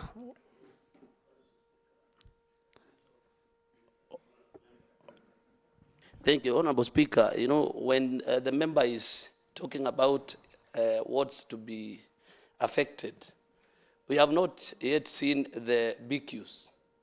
So I want him to substantiate whether the affection will come from, because we are yet to see the BQs. And again, it's a matter of each and every member to enhance the money from the ward kitty to complete the process. That is what we are doing. So those wards that will be affected, can he substantiate and tell us how?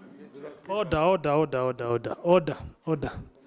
The Honorable Member for Kaptembo, what is it? Yes, Mr. Speaker, I wanted to educate my friend and to understand that budget process are estimates. We are talking about estimates. We have not gone into procurement issues like Mheshimiwa is saying here. So there's nothing like this and this is going to be affected.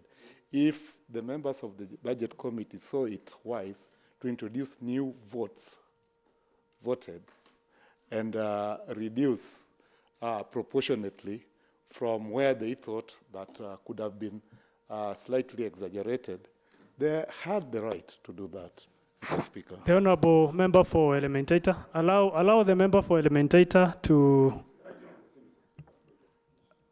some new information about the same.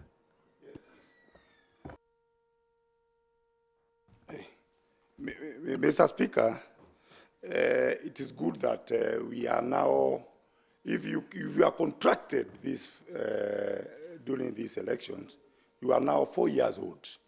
Therefore, you have seen 4 budgets. This is the 4th.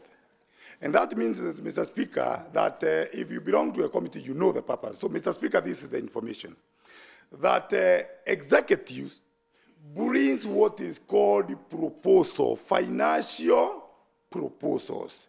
It is that's why, Mr. Speaker, you commit the proposal to a committee entitled to appropriate.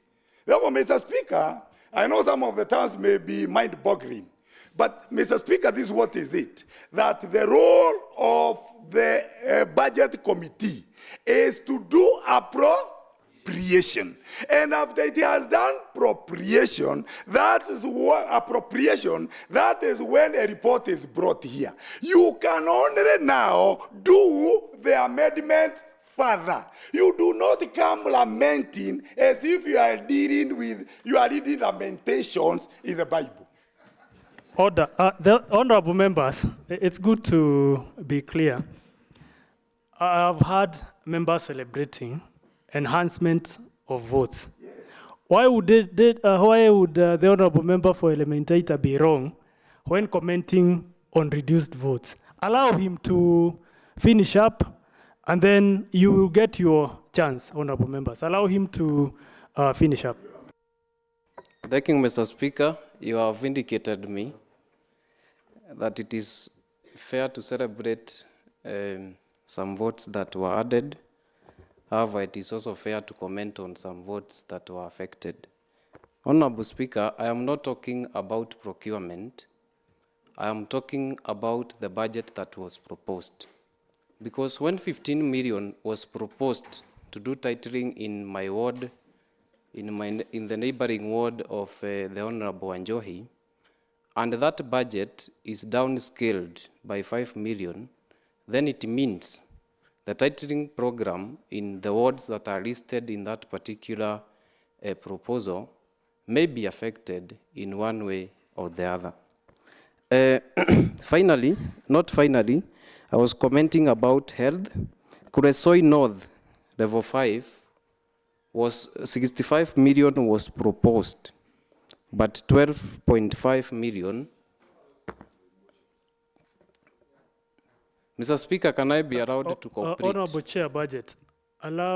He got only 2 minutes. You've got only 2 minutes to finish up, and then you have a time to reply. So, Honorable Member for Elementaita, you've got 2 minutes to finish up. Thank you. I was saying that Kuresoi North budget was construction of the Kuresoi North level 5 budget was reduced by 12.5. We have also the the budget for roads. And members, I want to jog your mind. We have allocated 3 million to do roads in our ward. But the 3 million will be done using the Imarisha Barabara program, Mr. Speaker. Mr. Speaker, the question I want to ask us, does the Imarisha Barabara program has the capacity to absorb the 165 million that we have allocated for? Yet, in the previous financial years, we have allocated monies to be done by the Imarisha Barabara program. But you are aware about the difficulties that we have experienced, especially the issue to do with the machineries that are few to absorb this money. So we may allocate this money, but this money may end up not being absorbed because of the few equipments that we have to be used to absorb this budget. Finally, it is paradoxical or ironical that 28 million was proposed for the maintenance of street lights, and it has been reduced by 5 million, yet we have allocated a budget to buy a car for maintenance. Therefore, why do you reduce the budget, yet you buy a car? What will that car be doing? Yet you have reduced the budget. So those are some of the issues that I needed, Honorable Speaker, to comment, and maybe these issues need to be looked at by us so that we do the necessary amendments. Finally, as I conclude, I've heard some members say that this is the people's budget. But it is the people's budget when the members in Kuresoi North, Kuresoi South, Rongai, even my neighbor, Honorable Anjohi, is affected, but he's saying that this is the rarest people's budget. Thank you, Mr. Speaker. The honorable member for Moredat, the honorable member for Moredat.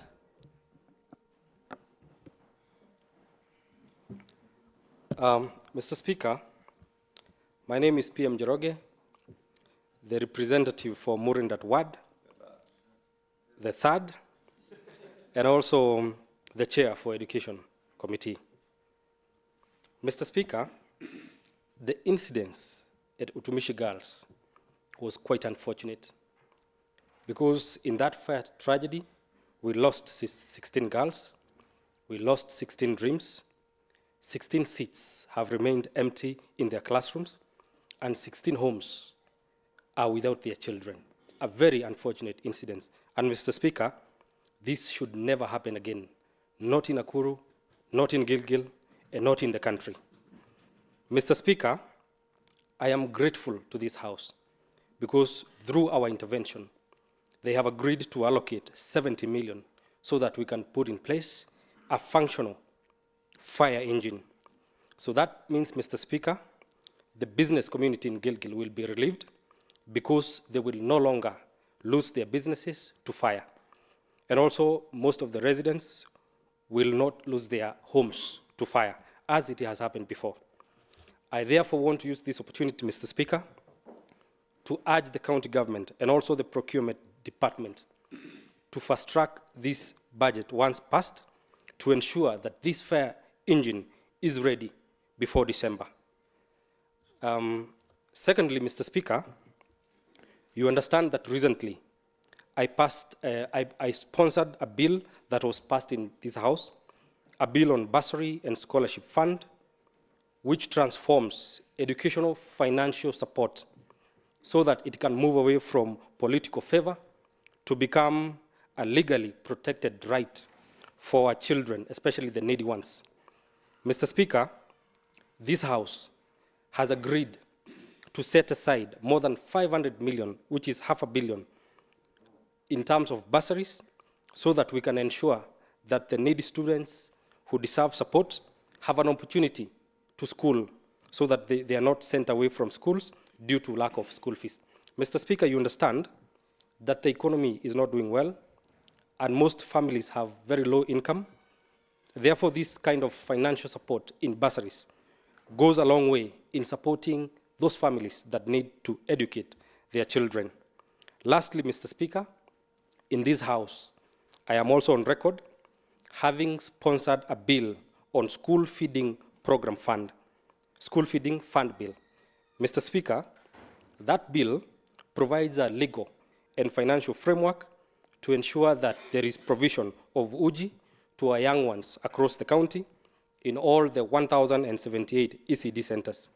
Mr. Speaker, this program ensures that there is high enrollment, there is a retention, and of course it also ensures that our children remain healthy in their schools and they're able to concentrate in class. This very House has agreed to set aside 198 million to ensure that the feeding continues uninterrupted for another 1 year. Mr. Speaker, I want to say to this House, Heko, Hongera, let us keep transforming the education of Nakuru County. Thank you, Mr. Speaker, sir. Thank you. Then we come to this side. The Honorable Member for Menengai East, the Honorable Member for Nakuru East, for Naivasha East, the Honorable Member from Kuresoi South, Honorable Lea, and then the Honorable Member for Viwandani, in that order. And then, yes. I'm noting those members who would want to have their submission.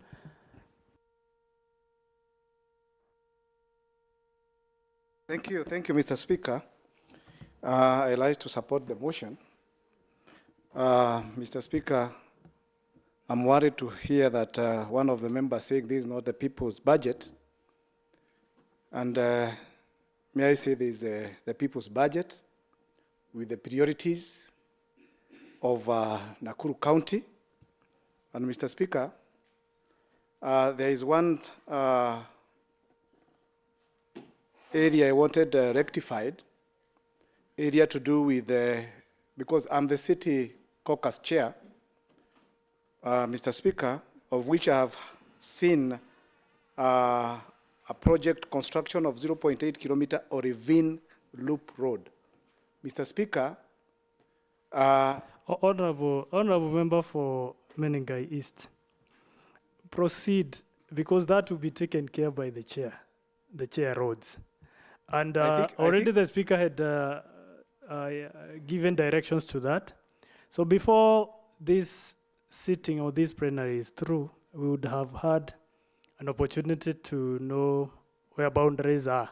So proceed with the other issues. Speaker, I've seen the chair runs moving out, and that's why I wanted to state it categorically, because I'm the chair city caucus.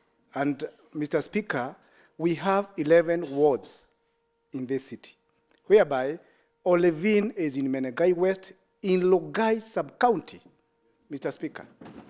So the 60 million that is supposed to be given to this road is supposed to be reallocated to the city, whereby, Mr. Speaker, we have the 11 wards, whereby we have a lot of problems facing this city in terms of flooding. Mr. Speaker, we would wish that the 60 million should be reallocated to those areas that are suffering, those wards that are suffering, so that, Mr. Speaker, we can erase this menace of flooding and issues to do with the street lighting in this city. Mr. Speaker, I think 2 months ago, there were a lot of complaints from the members of the public that there are a lot of potholes in this city. The city is dark, and this is the money that can really help us in terms of salvaging those issues. So, Mr. Speaker, as I rise to support the motion, I may say that this is the time this House has given us the right budget. I, being the member, one of the members in the budget committee. So, Mr. Speaker, I rise to support. Thank you. Thank you. The Honourable Member for Naivasha East. Thank you, Mr. Speaker. Let me first of all thank the Budget Committee for work well done, Mr. Speaker. Mr. Speaker, somebody said that if you don't read, you lose your freedom of expression. And somebody also said, Mr. Speaker, that if you lose your freedom of expression, please do not open your mouth because it will. Somehow, Mr. Speaker, let me stop it there, because one will know where it is a saying. So, Mr. Speaker, let me take the members through what, because it is good to read before you speak. Even if a Mwakenya has been given, read whatever has been provided. Mr. Speaker, bulletin number 8, it says, however, Honorable Speaker, the committee noted that the submitted budget estimate violated Section 108, 117.7, and 131A3 of the Public Finance Management Act, Cap 412A, by failing to consider blah, blah, blah, blah. Therefore, Mr. Speaker, there is one understanding that one has to read, that the estimates that were produced or were given by the executive violated PFM Act. Therefore, what is the role of the budget committee was to realign and streamline, so that the budget will not be an illegal budget. So that is one, Mr. Speaker. Then, Mr. Speaker, somebody went on to say that this is not a Mwananchi budget. Let me bring you to speed of what is called Mwananchi budget. If at all that one really is not good. Mr. Speaker, one, look at if you go to Bulletin 53, and members, maybe you will be there. This budget has provided pyrethrum 30 million Kenya shillings for in terms of seeding. That means we are touching the farmer. Even if this pyrethrum, whatever will say, something is happening to it, it's not paying back. Mr. Speaker, we have provided 35 million to buy maize. Somebody says that it is not a Mwananchi budget as if they do not grow maize. Mr. Speaker, we have provided 1 month kienyeji chicks at 40 million. Mr. Speaker, you can get what we are talking about, putting money in the pocket. And somebody starts here and says that it is not a... Now, Mr. Speaker, look at it. AI, 6 million. And somebody still continues reading the Mwakenya. Mr. Speaker, we are still providing body liners at 5 million. Body liners are meant, Mr. Speaker. The Honourable Member for Naivasha East. Yes. What Mwakenya are you talking about? Which Mwakenya?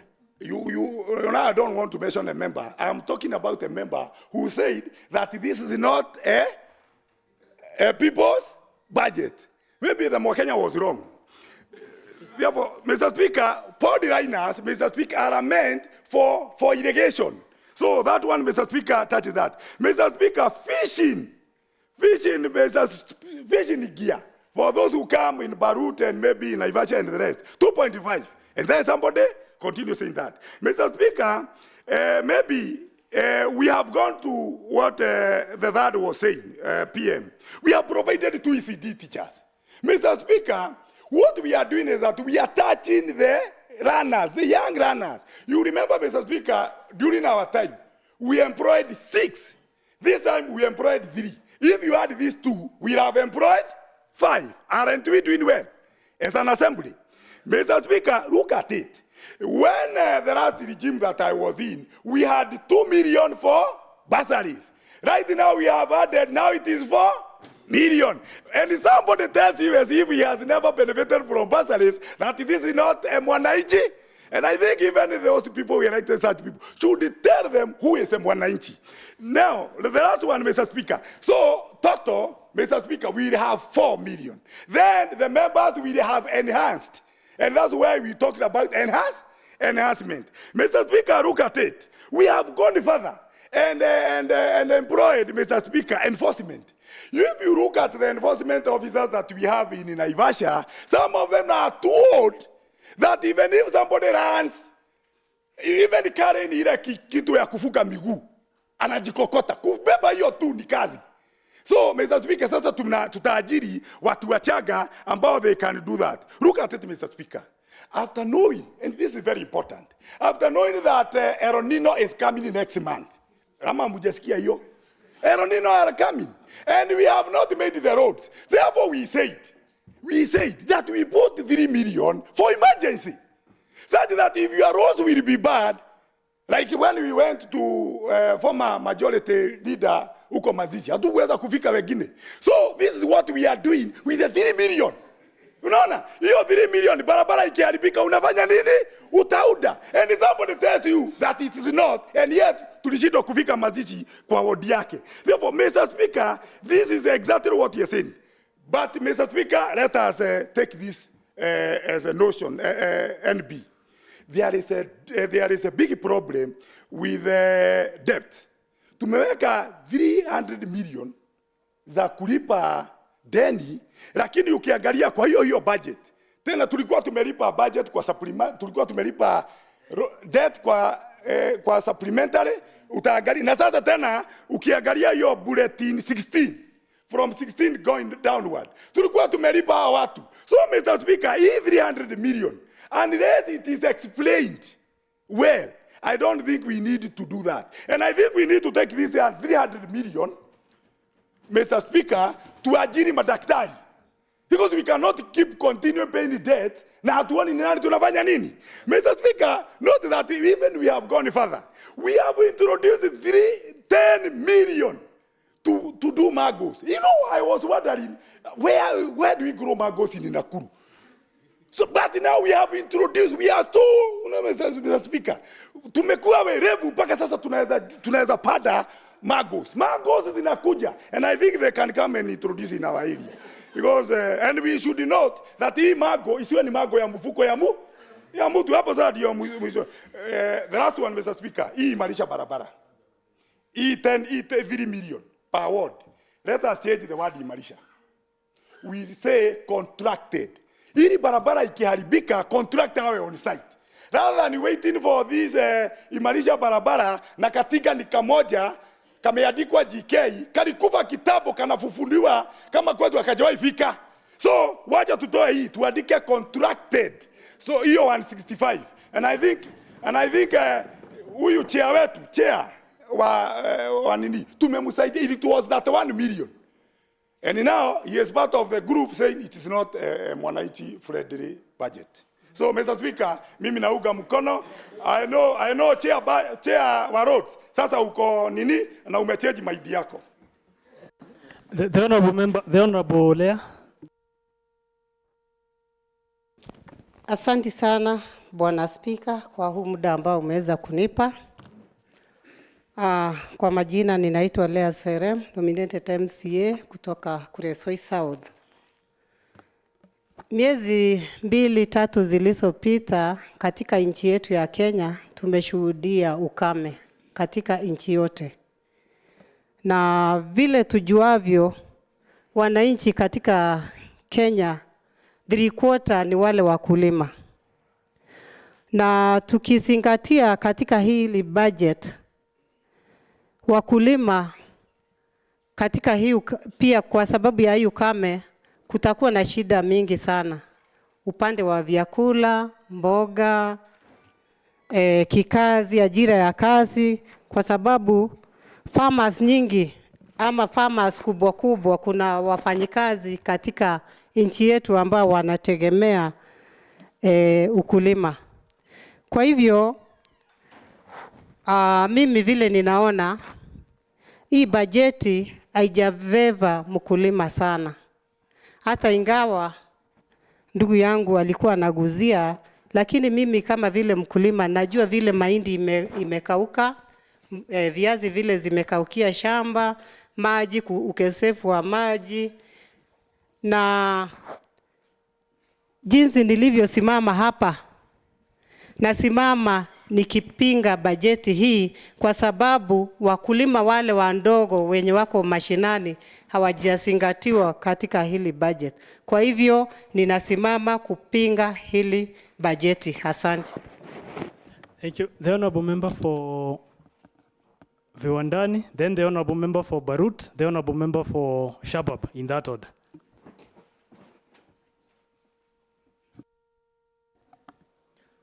Asante, Mheshimiwa Speaker. Thank you for the opportunity. One, I want to congratulate the members of Budget and Appropriation Committee for, first of all, after having a contention with the department, they saw it well to involve every member so that we can scrutinize that budget internally. Then I want to say that in the estimate that have been brought here, it is worth noting that, Mr. Speaker, my colleague who is seated in front of me has just said that he is opposing to this budget. Yet, the honorable member from Naivasha East has just illustrated the distribution and the purchase of seedlings, one-day-old chicks, the AI services. You know, in town where I represent people of Viwandani, we don't have cows, we don't have goats, we don't have sheep, even we don't layer chickens. So when I hear that a member from Kurisoi talking about and complaining when we are giving the government seedlings and AI services, and they are the biggest producer of milk, I'm just wondering. And that is why, Honorable Speaker, in the morning, and I want us to take this very serious.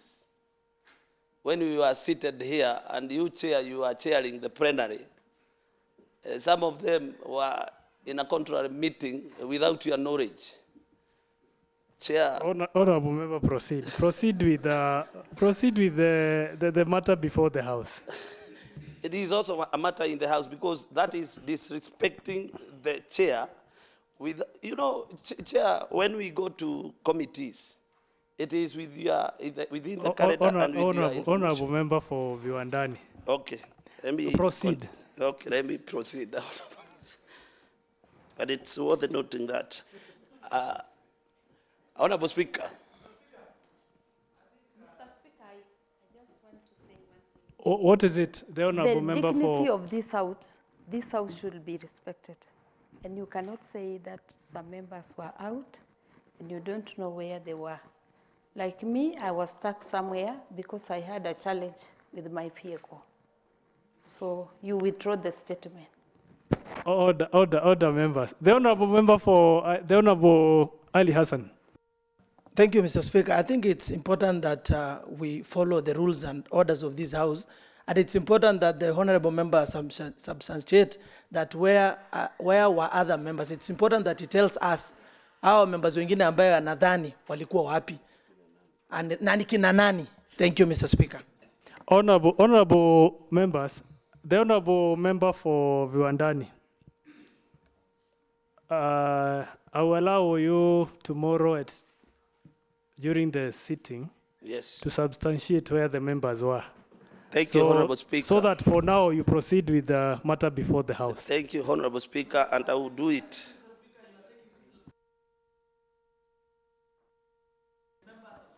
Order. The honorable member for, from Rongai. Use your mic. Not working. Oh, thank you. Mr. Speaker, don't take these matters lightly. Some of us, we are known that we were at our workstation. So when another member, say that, give allegations to this House that some members were in another place, it's important, Mr. Speaker, he tells this House where were those members. And I think, Mr. Speaker, it's not important that he tells us this tomorrow. He's here, he should tell us right now. Thank you, Mr. Speaker. Order. The honorable member for Kaptembo. Yeah, Mr. Speaker, this is very simple. He has alleged that other members were somewhere. And that is very normal. We know so many members were in Milimani. It's very normal. This is a negotiation process. So we don't mind whether you were where you are or whether you are here, but the truth is some members were somewhere. So the honorable member for Viwandani, proceed with the report before the House. I also want, when I will be coming to substantiate, please make sure I am provided with the CCTV so that we can see how many members were not in this plenary in the morning. And I will expose them during the daylight. So just wait. Don't hurry. Don't hurry. Don't hurry to be named. Just wait.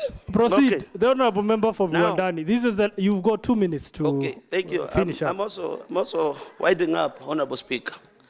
So, Honorable Speaker, I want to appreciate that in our municipality we shall be having the upgrading from to bitumen and unlogging of drainages during these El Nino seasons.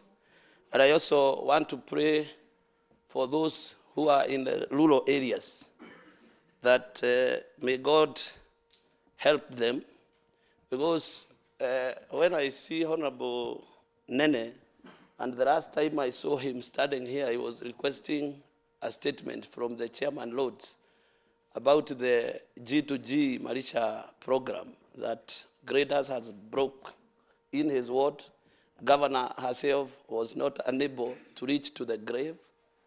He was lamenting, and now he's saying after putting 3 million per ward, we are affecting, or we are not calling this Mwananchi budget. I'm wondering. So, Honorable Speaker, I just want to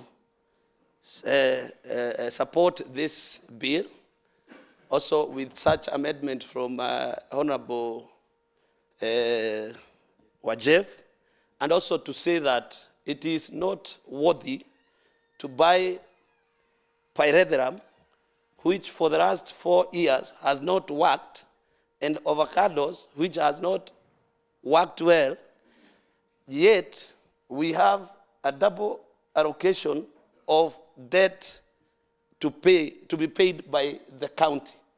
We need to scrap this in totality. We pay for the suppliers, because in Naivasha, people are not getting food, Honorable Speaker. In Naivasha level 4, they are sleeping hungry.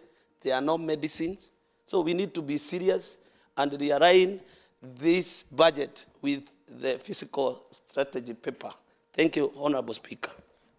Thank you. The member for Barut, the member for Shabab, then the member for Mayela, and the member, the Honorable Gite.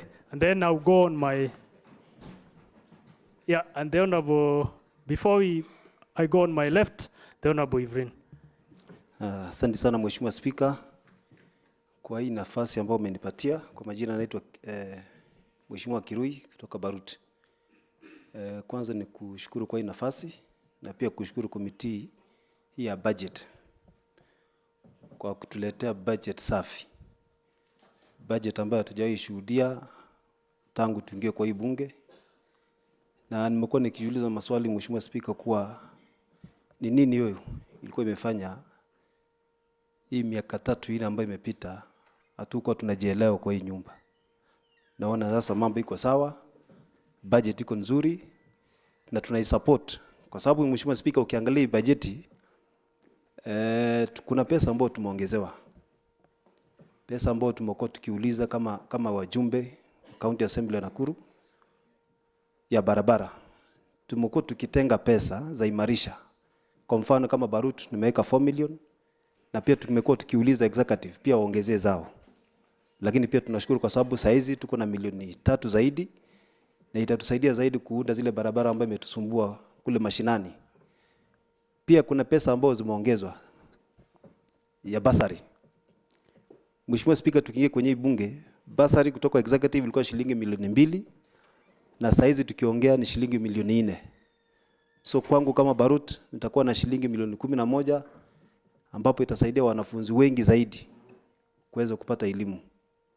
So tunaiunga mkono hii bajeti na tunaombea waheshimiwa tuendelee kusimama pamoja, na nimeshangaa wengine waheshimiwa wakisema wako tayari kuipinga ama kuangusha hii bajeti. Nilikuwa nikijiuliza maswali Mheshimiwa Spika. Mimi kama elected silalamiki na wale ambao wanasema nataka kuangusha hii budget ni wale ambao wana majukumu kule kwa ward. Sisi ambao tunangojea na wale ambao walichagua kwenda kufanya kazi tunaisupport. Wale ambao waliletwa hapa wanataka kuangusha. Hiyo hatutakubaliana naye. Tunaambia wale ambao walichaguliwa wakwe makini, tusimame kidete na tuyunge mkono. What is it? The honorable Gite. Mimi Mheshimiwa Spika, mimi sijataja mtu jina. Unless kama mtu anajiinua peke yake, hiyo ni shauri yake. Mimi niongea. Sijataja mtu jina. Naona Mheshimiwa Kezia pia ameamuka pale, sijakutaja kiti. Order. The honorable member for Baruti. Yes. You cannot allocate honorable members time. And you cannot decide which member who is the member who is going to be order. Na budget iko sawa. Order. The honorable member for Baruti. Allow the honorable Gite and then the honorable Kezia Okum. What is it? What is the order? Mr. Speaker, sir, my name is Annie Gite, nominated MC from Maimahi Ward. Mr. Speaker, sir, I'm here to support this budget fully because this budget is benefiting the people of Maimahi. The honorable Gite. Now you rose up, you stood on a point of I'm not sure what it was, but now you've allocated yourself time to submit. Okay. So proceed. Okay, Mr. Speaker, sir, I heard Mr. Mheshimiwa Kirui saying those who are brought here. I want him to intercede who are brought here in this assembly. Those who are not. Honorable, before the honorable member from Baruti substantiates, the honorable Kezia, on the same matter? Yeah. Thank you, Mr. Speaker, sir. I just want my name is Kezia Okumu, nominated MCA, special elect from Kaptemba Ward. I just would like Honorable Kirui to withdraw the statement that some people were brought. Brought by who? To do what? We are here to support the budget because it's going to help the people from where we come from. We are not brought here to say no to the budget, which is going to help our people. So, that person who brought us here, tell him to take us back. Honorable member for Baruti, proceed and finish up. Asante sana Mheshimiwa Speaker. waheshimiwa wananiuliza niweze kudhibitisha nani waliowaleta hapa. Waliletwa na chama. Mheshimiwa Angite aliletwa na UDA, Mheshimiwa Kezia pia akaletwa na ODM. Na wako hapa ndani. Ile kitu tulikuwa nasema tu Mheshimiwa Speaker, hii budget iko sawa. Iko sawa kabisa na tunaiunga mkono. Na kwa sababu ukiangalia zile vitu ambazo ziko ndani, nimesema uliletwa na chama. Honorable member for Barut. Honorable member for Barut. Vizuri. Have your seat. Have your seat. The honorable member for Shabab. Order. The honorable member for Shabab. Asante sana Bwana Speaker kwa kunipatia hii nafasi. Kwanza kabisa nishukuru komiti ya budget kwa kazi mzuri ambao wamefanya kutuletea hii budget hapa. Niseme tu kwangu kabisa nimefurahishwa sana na allocation ambayo imewekwa kwa watoto wetu ili wakaweza kupata budget kutoka shilingi milioni 3 mpaka shilingi milioni 4. It's a great move towards making sure that children in our wards go to school without even being affected by lack of school fees, Mr. Speaker. Mr. Speaker, with the addition of 4 million to Shaba board, we will now have around 11 million to give to our school-going children as bursary. And that will really assist our parents in managing the school fees for our ward. Mr. Speaker, the only thing that I think I was expecting that it should be catered in the budget is I have an ECD, a high-rise ECD for 6 classrooms that is being constructed at the moment, Mr. Speaker. So, Mr. Speaker, the allocation that we had put in the previous year will only cater for the 3 classrooms and the slab. So I had requested the department to look for around 8 million and add to the project so that it can be completed by the end of this financial year. But I've tried to look for it within the budget, and Mr. Speaker, it is nowhere. So probably when we are doing amendments and they find a way to get the 8 million, I request the budget committee to consider appropriating the 8 million for the Shaba board ECD completion. Otherwise, Mr. Speaker, I support the budget. Thank you. Thank you. So the honorable, the honorable member for Mayela, the honorable member for Mosop, the honorable Ivrin, the honorable member for Solai, in that manner. Thank you. The honorable member for, Honorable Gite, already you had your time. Yeah, so the honorable member for Mayela, the honorable member for Mosop, the honorable member for Solai, the honorable Ivrin, that manner. Thank you, Mr. Speaker, sir, for this opportunity to stand here and support this budget in its entirety because of the comprehensiveness in which it has tackled the issues of members for the first time for the period we have been here. I want to say that according to your prayers, Mr. Speaker, sir, and you really mentioned that wale ambao haja zao Mungu amezikabidhi mikononi mwetu. We are really serving that prayer that we made in the beginning of this session. Mr. Speaker, sir, I would like also to emphasize on some few issues that were also mentioned, especially on the Ukame issue. According to records from our social media and media houses, our First Lady is on record having said that since this government came into power, we have never had experienced any dry spell, and this nation has been endowed with a lot of rain. Therefore, we are rightly saying that what we are now seeing here provided for, because one member of us said that we have really experienced a lot of dry spells and lack of food, is that we are continuing in the spirit of the much rains that have been endowed to this nation by ensuring that we have a lot of seedlings in mangoes, chicks, maize seeds, the only problem we have is that we never get data of who actually received these particular provisions. We hope that those who get them, they will even this time make best use of them. With the exemption of pyrethrum that has failed us tremendously, and we should pray that we reallocate the pyrethrum amount to something else that would assist us. Mr. Speaker, sir, I also want to talk about the Imarisha program that was added 3 million shillings. And this Imarisha program, Mr. Speaker, sir, the only problem we have with it is that it actually does not Imarisha anything. In any case, it has kept us almost getting high blood pressure when we think about it because of its slow pace at which it is accomplishing the work that is allocated for in our wards. If it was possible, the Department of Roads would just have mercy for the members. In my ward, in 2 weeks ago, we had a very disastrous road accident whereby we lost a driver and 21 students were really injured because of the poor road status in our ward.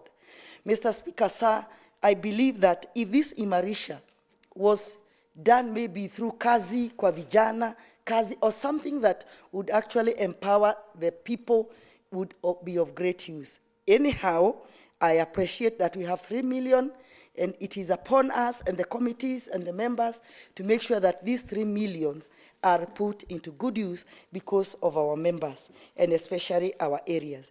Mr. Speaker, sir, I would also want to note that the ECD's amount, 198. Just a moment. The Honorable Chair, earlier we were looking for you. So before moving out, kindly consult with the clerk at the table, because there are some information that you need to supply to this house. The Honorable Member for Mayela, proceed. Yes, the ECD program, and I wish our Chair Education was here, should also cater for, not for flour, because what we are seeing in our ECDs is supply of flour. And children cannot eat flour, Mr. Speaker, sir. They need sufurias, water, and firewood for the porridge to be called porridge. And because this is not provided for, and I'm giving this from real ground status, we have ECDs in our rural areas that we call stand-alone ECDs that don't have primary schools to hinge onto so that they can... The Honorable Member for Nakuru East, the Deputy Speaker, what is it? Is it a point of order or what is it? I'm standing under order number 33, Mr. Speaker, extension of time, because we are at 6 p.m., and, you know, our standing order calls for extension at 6, so that even if we extend beyond 6:30, we are within time. So I have standing that so that to let you know that we can extend that time. Thank you for that information. Mr. Speaker, sir, I was on the point of providing not only flour to our ECDs, especially the standalone ECDs in our rural areas that don't have primary schools to provide kitchen and firewood. And you remember, primary schools are national institutions that have no correlation with our ECDs that are devolved functions. Therefore, the Department of Education would do us a favor by making sure that as much as they provide flour, we want it to be called porridge if only it has water and firewood. In my area, for example, just a small example, children have to carry a firewood every morning so that they take this porridge, not considering that even the quantity of the porridge is something that is very wanting. So I believe the 198 million that has been put into that docket would be somehow used to provide porridge, standard porridge, instead of just pure flour, Mr. Speaker, sir. I also want to talk about the Agricultural Department that has just been very, very general, and it comes to the 4 million allocated to coolers. In my ward, For the last 2 years, I've allocated over 3 million for Kura operationalization, Mr. Speaker, sir, and the department has continued to remain mum on operationalization of these coolers. Remember, our farmers require these coolers so that they can be able to spare their milk from being sold to just throwaway prices. So I was requesting that maybe the budget could have considered Maela Ward, because you have 2 coolers that have remained standing even as they put the 4 million. I don't know which area they will actually go. This is upon the agricultural department to tell us where this will particularly go. And finally, Mr. Speaker, sir, because of the time allocation, I would like to mention something about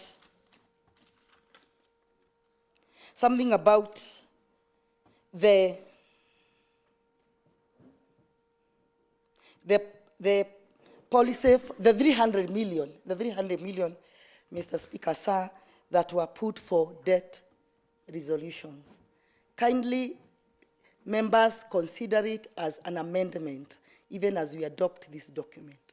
It is very unfortunate that the Committee on Budget, having done this good work, cannot explain to us or give us a list of what has been paid previously. They keep bringing these debt resolutions. I know they are supposed to be tackled somewhere else along the budget cycle. But Mr. Speaker, sir, I think it is the high time, if this budget is the people's budget as they are putting it, to actually suspend these 300 million until you are able to know exactly who is being paid. Because, Mr. Speaker, sir, it seems like these 300 has remained a constant figure in payment of debt. And therefore, I wish to conclude by saying that we appreciate the efforts the Budget Committee has put into this. We know it has not been easy. We know it has received a lot of resistance. We know that most people didn't find it a people's budget, but we believe right from inside their souls, they'll one day remember a budget that was tabled, that was able to cater. And remember, Mr. Chair, there's a statement on record. I brought a statement here on road Imarisha program being raised from 500,000 to about 1 to 3 million. And that statement is still within the Hansards of this assembly. Therefore, we can say that this is a dream come true, and we appreciate very much that despite all the handles, the Budget Committee was able to deliver, and deliver with style, as we have seen it being brought by our chair, this people's budget. Thank you, Mr. Speaker. Sir. Thank you. The Honourable Member for Mosop.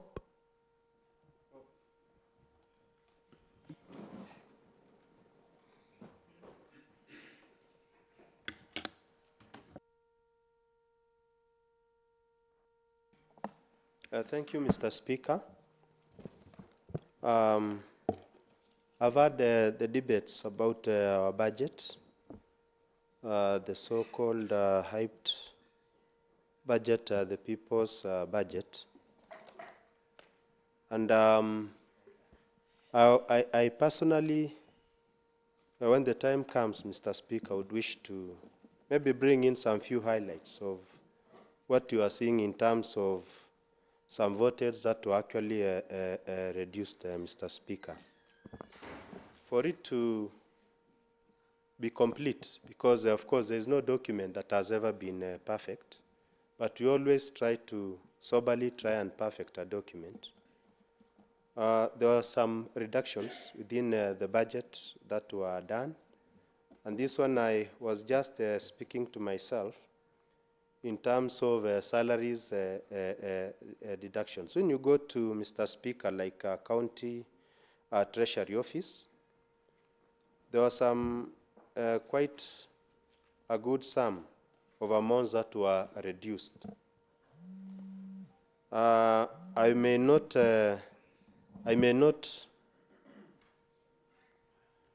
touch on much because these are itemized items, but I was just asking myself, when you go to a place like trade, where there is a salary and wages, house allowances that were also reduced. I was also looking at in agriculture, where some salaries and wages were reduced for the staffs. When you go to lands, there was amounts that were proposed for maintenance of vehicles, and these are, you always need for movements, there is a problem. and they also reduced Mr. Speaker. When you go to PSM, there are some also salaries that were reduced to even a tune of around 66 million. Far much as we would want to appreciate, we would also request that we look on that, because if these are people maybe who are in employment and we reduce their salaries, just wonder how they are going to, how they will be surviving, or what is going to happen in terms of, especially with the new recruitments that has been done lately. There are a lot of new recruitments that have been going on. So I think the House will also have to consider. There are also issues like a school uniform, for example, Mr. Speaker. Initially, it was allocated like 60 million. I was doing my rough calculation, very quick one, that the ECD children that we are having are around 64 million.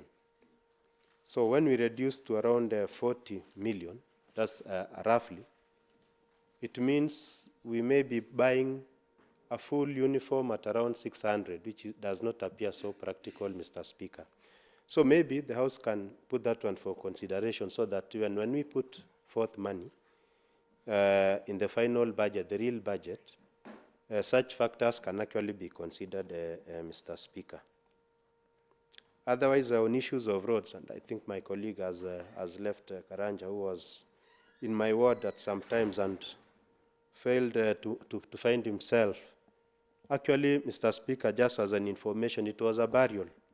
And you know, in the Kalenjin culture, we don't remove the body for outside, they sleep at home.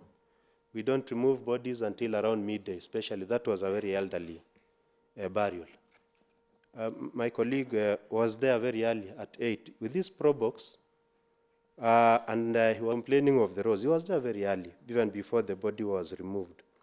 But anyway, there's water under the bridge, and he was actually requesting to be the senator then of this Nakuru County. In a burial, Mr. Speaker, I wish he was here so that he can also feel about the issues to do with the roads. Members here have also spoken about the few things that has been put on the budget. We've talked about the pyrethrum, which were also given last year. We've also talked about maize. Last year I distributed maize seeds. We talked about maembes, those mangoes, and bursaries, that there's a lot of enhancement on bursaries. And I think that is what they used to gauge it as people's budget. I was just also asking myself, other than hyping, but we were doing these things even last year. We gave them out. There was really nothing new that has been added. It's only that I think the right word for this budget should have been members' budget. If you can just open our hearts. It's not the issue of people's budget, because Karanja was so passionate about who are the people, who are the wananchi. So we did these things. They were all there even last year, and the other previous budgets. We have been doing it. Only maybe the amounts and maybe the system that has been used today is slightly different, Mr. Speaker. Otherwise, this is members' budget. Order. I just want to wind up. Order.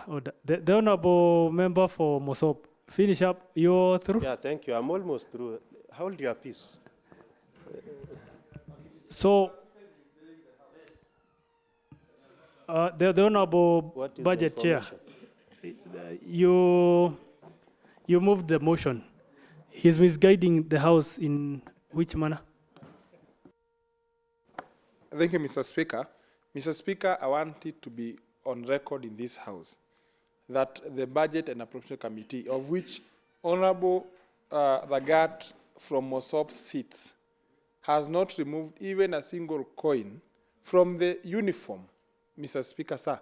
We still have, the governor had proposed to get 60 million Kenyan shillings on uniform, and still, we still have the same 60 million Kenyan shillings on uniform, or else he states which other uniform he's stating about, and of which, with this, Mr. Speaker, he should have consulted with the committee, because if he sits within the committee and still misguides the House on the same, and he's a member of the committee, it's very unfortunate, Mr. Speaker.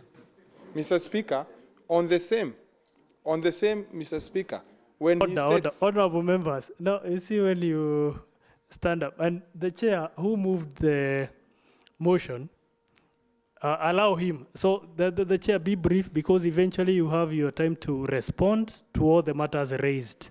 Thank you very much. Comprehensively. Thank you very much, Mr. Speaker. Mr. Speaker, I had said that I will not come and give some information, but at one point I'm pushed. Mr. Speaker, when you come to the county treasury, he says very well that he sees some huge chunk of money being removed from that docket or that in form of salary. But let me remind the honorable member that, and the entire house, that when we were doing our budget, we had 2 CFSPs. We had one CFSP that was adopted by this house, and we had another one that was adopted or annexed by the executive. But the team from the executive went ahead, Mr. Speaker, and I want members to take note of this, because many members are following this, even online at the moment. Honorable Speaker, in the recurrent, the adopted CFSP in this house, we had 1.2 billion Kenyan shillings. In the form of development, we had 475. But when we went to this other CFSP that they produced, they had indicated they will be spending 650 million Kenyan shillings. 650 million Kenyan shillings. But when it came to what they have given us within the main budget, again, it varies even from their own CFSP, because they have gone even above it by 200 million Kenyan shillings, Mr. Speaker. So even their own CFSP, they have not followed, Mr. Speaker. Not even what we adopted. We adopted ours, they gave us theirs. They still have broken the rules within their own CFSP, Mr. Speaker. They have gone way beyond. So when we are reducing some amounts, Mr. Speaker, let him be very candid. And Mr. Speaker, that's what I had indicated on that floor.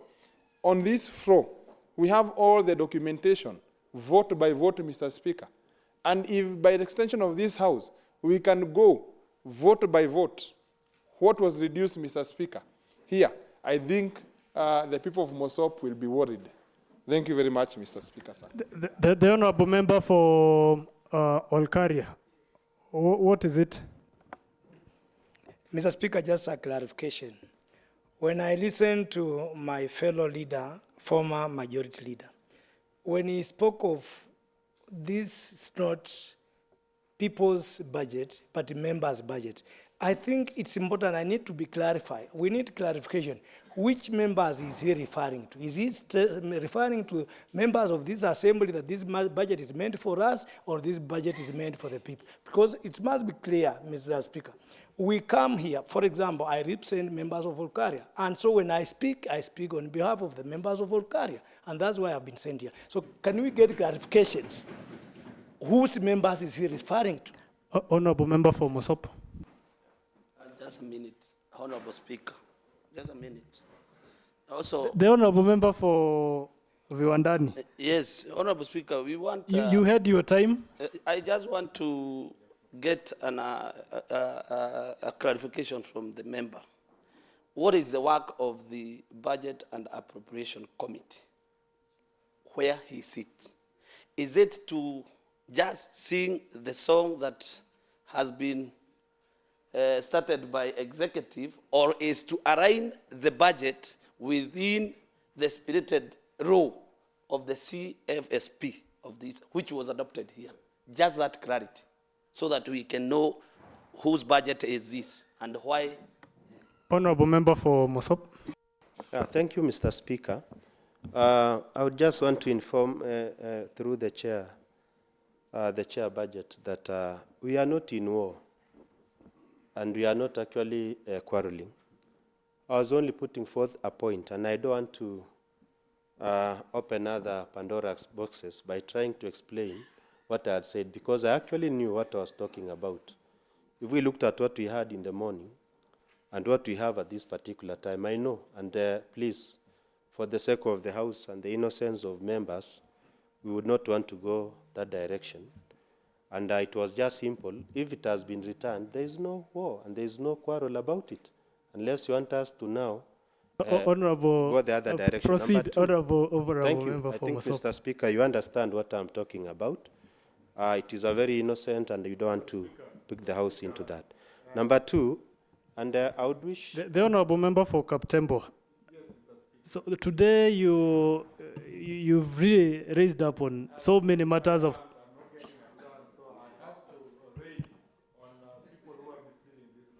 Honorable Member for Mosop, kindly have your seat, and then you come up. Mr. Speaker, it is very unfortunate that a member can stand up here and mention a word in passing and saying that we know what has happened. What is it that he knows that we don't know? We belong in the same budget committee. He has refused to sign the report. We who have signed the report understand that report better than him. So how can he just say that things have been removed and he doesn't want to open a Pandora box? Which is this Pandora box? We can decide, Mr. Speaker, if you allow us to juxtapose whatever was in the CFSP and what has come out in this budget and see whether the budget committee erred in either adjusting any of the voted. The Honorable Member for Mosop. So kindly allow the member on the floor to just finish allow up. me to... Yes, allow the member on the floor to finish up. What is it, the Honorable Member for Eburu Baruk? Yeah, thank you, Mr. Speaker. You know, the Honorable Member has referred to maybe a change in the paper that we had in the morning and what we are discussing now.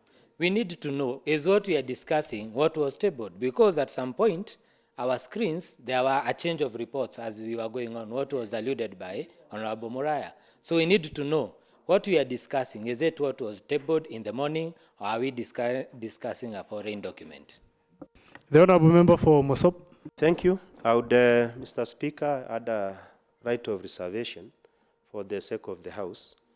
And Palanga has ably asked what members. I think this House senior works under committees, and committees are run by members. So when we talk about the budget being a member's budget, I think the members, the budget committee brought in the report, and now it is a document for honorable members of this particular House. And I mean, it's just as clear as that, because I know people read a lot, and you want, especially when I stand, Mr. Speaker, I attract a lot of attention. You can even look at the keenness. You expect me to say more than that. I think I would not want to go that direction, but that is where we are. This is our members' document. It is before the floor of the House, tabled, and it belongs to the members. Thank you. Order. The order. The Honorable Member for Solai. Okay, thank you, Mr. Speaker, sir. I'm Nixon Morogo, representing people of Solai. Okay, first, may I take this opportunity? Order. The Honorable Member for Naivasha is, you are upstanding while another member is on the floor. Order. Allow the member to submit. Asante Bwana Speaker. Yangu ni kushukuru kamati ambaye imetupatia bajeti hii kwa juhudi na bidii ambayo wameweka hivi kwamba tunapozungumza tuna makadirio ya mwaka ambao unakuja. Isipokuwa nikitaka kufurahia mimi kwa niaba ya watu wa Solai, kuna shida ambayo nilitarajia kwamba itasuluhishwa na bajeti hii. Kama vile tunavyojua kwamba tuna mradi wa maji kule Solai, na kwa bahati mbaya ama bahati nzuri tukawa na changamoto. The ball has got a lot of iron. Na nilifikiri kwamba kupitia wisdom ya the budget committee, nyumba hili pia wangepatia watu wangu wa Solai jukumu ya kufurahia na kupata maji mazuri, kama vile katiba inatuambia kwamba tupatie wananchi wetu maji masafi mazuri ya kukunywa. Tunapozungumza Bwana Speaker, watu wangu na hata mifugo yetu inaumia kwa sababu ya madini.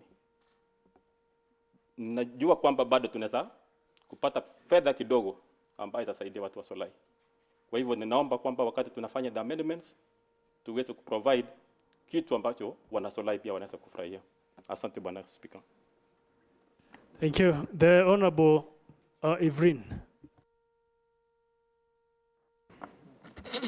Thank you, Honorable Speaker, sorry for giving me this opportunity to also bring my comments on the budget that is laid before the House. Honorable Speaker, I really want to congratulate the members who sat down in the Committee of Budget. I've seen a lot of things. I know there were a lot of expectations, but at some point, kuna vitu tumeitimiza. Tumeona kama itatimia. Mheshimiwa Speaker, nikiingia kwa hii bunge 3 years ago, I had a lot of expectations. And through this process, I've learned a lot. And I have learned a lot, Mheshimiwa Speaker. Kwa hii budget yenye tunaongelelea siku ya leo, Mheshimiwa Speaker, mimi kuna vitu nimeifurahia, vitu moja mbili. Ya kwanza ni hii employment of ECD teachers in each and every ward. Mr. Speaker, employment of ECD teachers itatusaidia sana, na hiyo ndio kazi yetu kama county.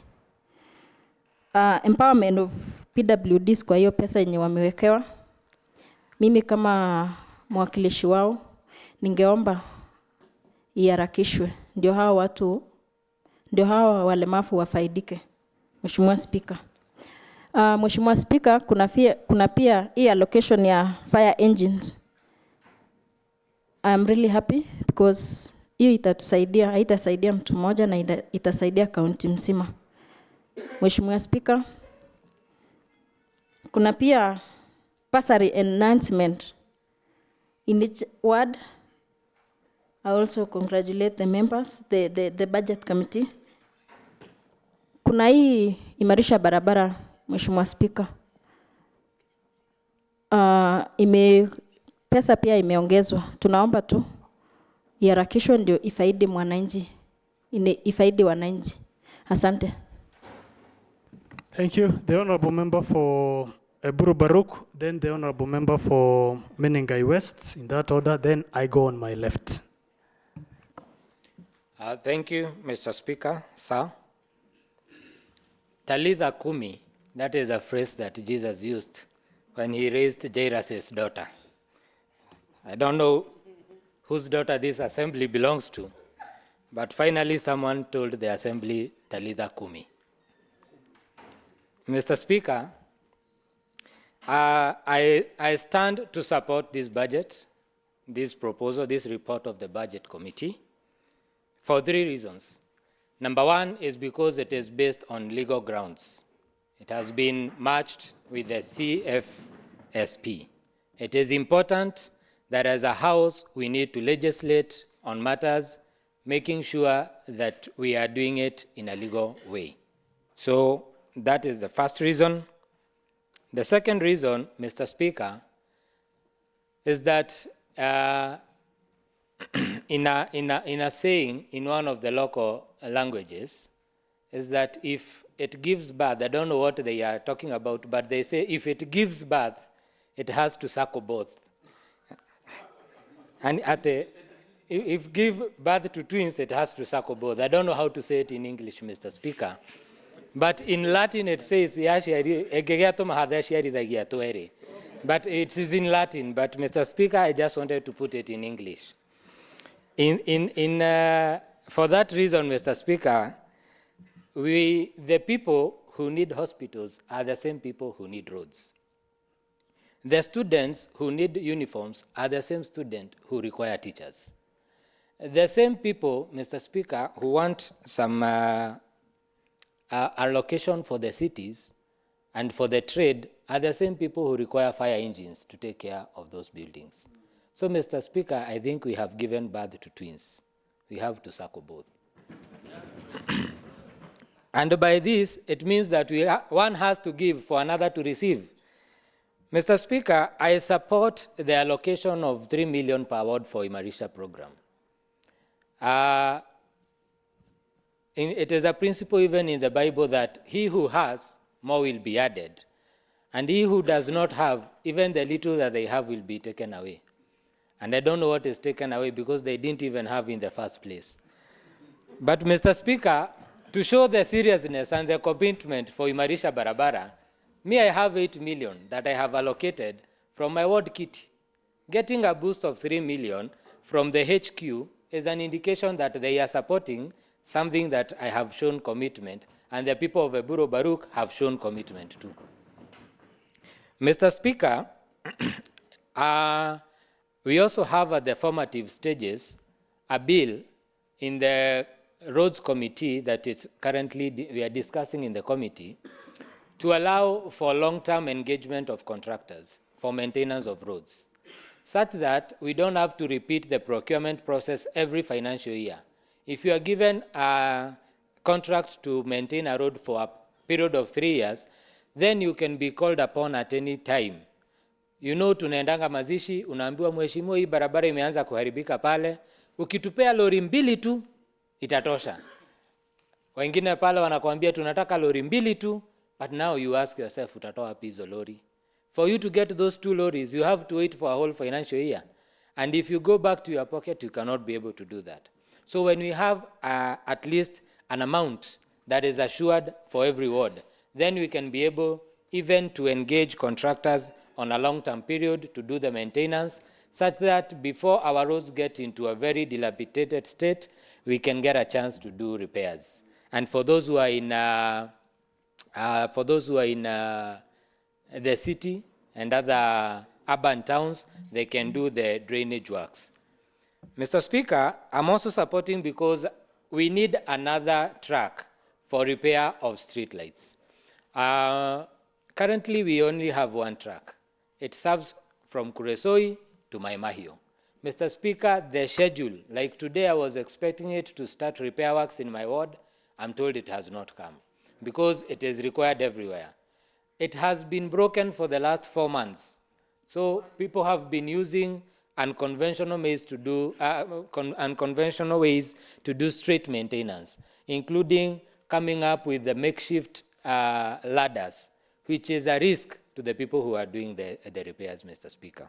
So we actually need like 4 or 5 more tracks, but because of the sensitivity of the twins that we have, and we need to circle both of them, Mr. Speaker, we can just buy one, and then the rest of the money, we give it to another department, Mr. Speaker. Mr. Speaker, I'm also supporting because of the fire engine that has been proposed. We have had challenges with disaster preparedness. In terms of reacting to disasters, I have seen we have really tried. We give mabatis, we give mattresses, and unga after the disaster has happened. But now we need to up our game and be prepared to counter a disaster. Mr. Speaker, 2 fire engines are not enough. This county is quite vast. Sometimes some fires, like if I may borrow from what we saw in Gilgil, or even what we recently saw in Gikomba, we might need 3 or 4 fire engines to fight the fire. So as a county, we might be in need of more than 10 functioning fire engines. But because we cannot buy all of them at once, why don't we buy 2? And then we get into a working partnership with the Comply, with the team sales, with the Kengen, with the military, with NYS, and also when we get grants from World Bank, they can still come and add. But in the meantime, with the little that we have, I think the 2 means a lot. Mr. Speaker, I'm also supporting this budget because I have seen the governor, and she has been very thoughtful because of our people. And by being thoughtful is because even the proposals that the governor brought to this house were also Wanjiko-oriented. I have had an avocado program in my ward. I'm very strict about it. We take the names of people who are going to get, we train them, and we do follow up to see whether they have grown. And I have seen that the governor has proposed that she needs to upscale this at the executive level and give avocados worth 30 million shillings. That is a thought to the Mwananchi. Mr. Speaker, I have seen that she has considered the proposal that she brought, that we need to give maize seedlings so that we can even increase in our food production. It is a good idea. She has thought about the Mwananchi. I don't know why anybody is saying that they don't want to support even what the governor has brought. Because the governor has told us she wants to do empowerment.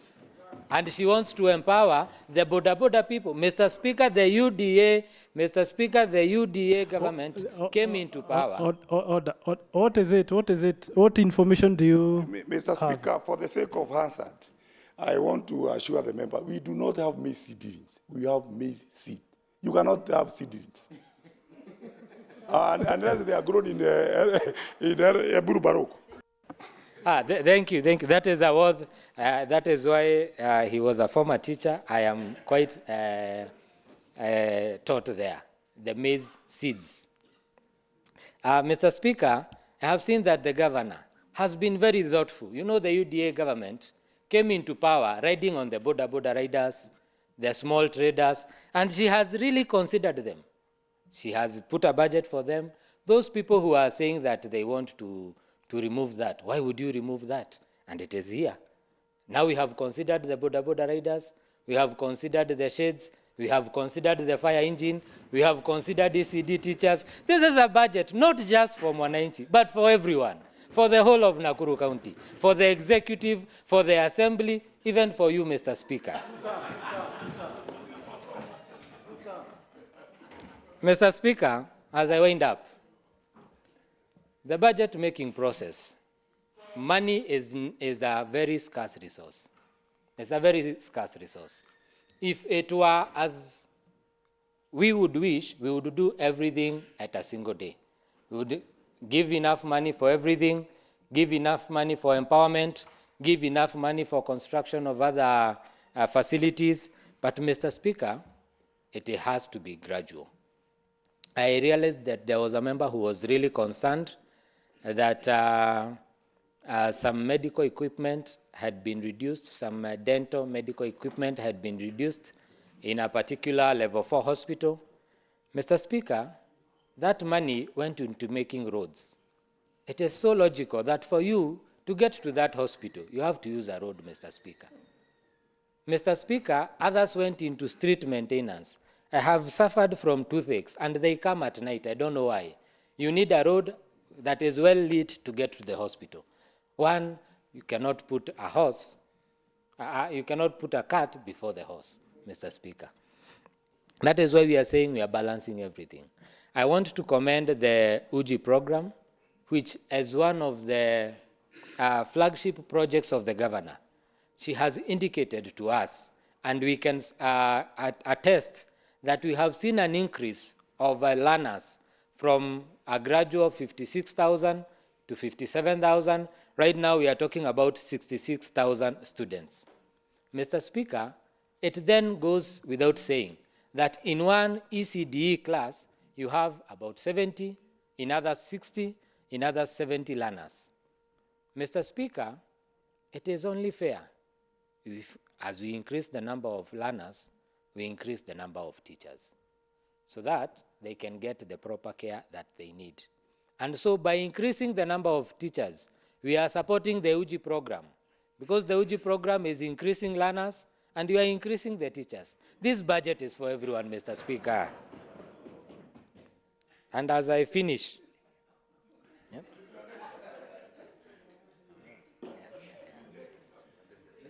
Order. The honorable member for Naivasha East. Yes. Consult in low tones. Yeah. Proceed. Order. Mr. Speaker, now, lastly, as I finish, this budget is as good as it will be implemented.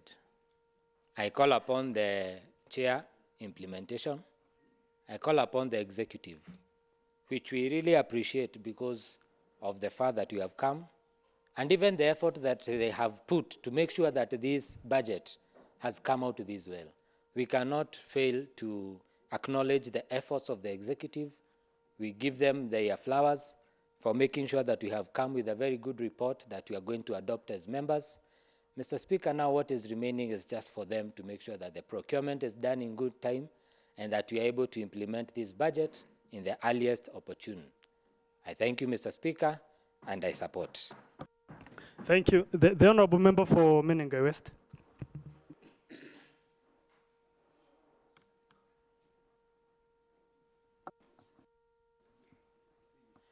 Asante Bwana Spika kwa kunipatia hiyo fursa kusimama na kuchangia katika huu mjadala. Yangu Bwana Spika, ninasimama kinyume na mazungumzo ya mheshimiwa kutoka Kapkures kwamba zile hela ambazo zimetengewa kuweka lami Olivin ambayo ni sehemu ya Menengai West. Bwana Spika, ningependa kusema nina haki pia na kuwakilisha wananchi wa Menengai West kwamba waweze kupata hiyo lami pale Menengai West. Vile wanavyozungumza kusema kwamba Menengai West haipo katika city, iko katika Rongai, ningeweza penda kumchallenge huyu mheshimiwa kwamba unapotamka ama unapozungumza na kusema Rongai, allow the lights to come back.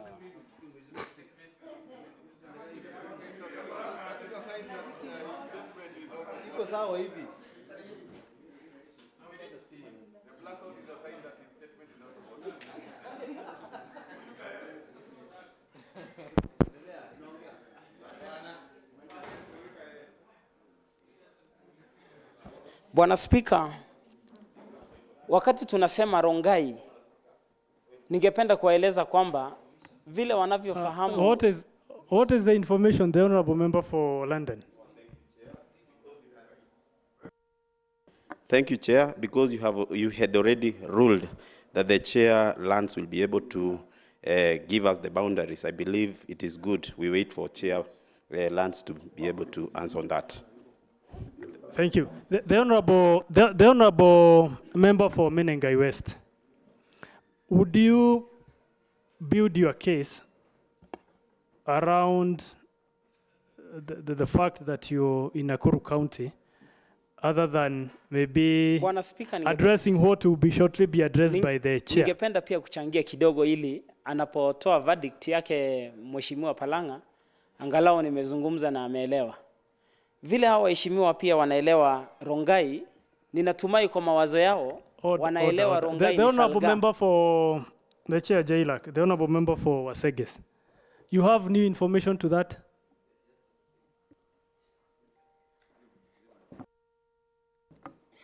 So, Mr. Speaker, I have a point of information because now I want some clarification from Honorable Gatuzo, saying that rural wards cannot be tarmacked. I'm even wondering.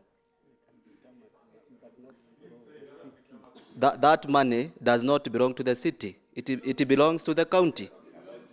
Mr. Speaker. Order. The Honourable Member for Waseges, you are out of order. You are grossly out of order. The Honourable Member for Menengai West, proceed and wide up. Asante Bwana Speaker.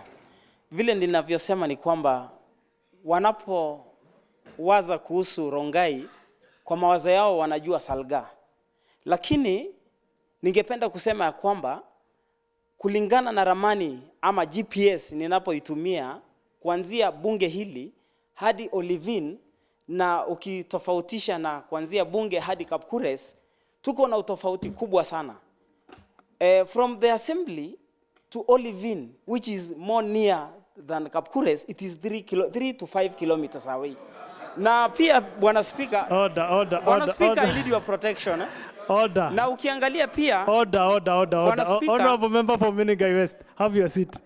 Have your seat. Mr. Speaker, I need your protection. Order. Have your seat. The Honourable Chair.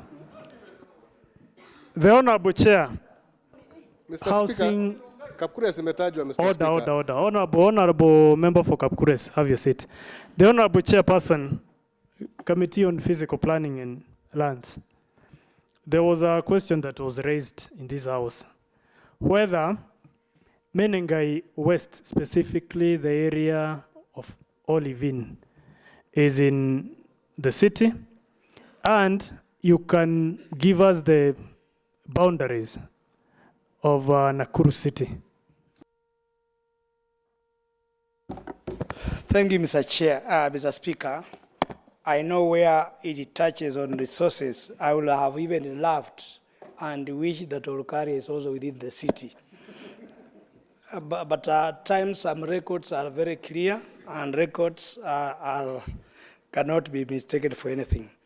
I want to say here categorically that we are not talking about the city that have just emanated yesterday.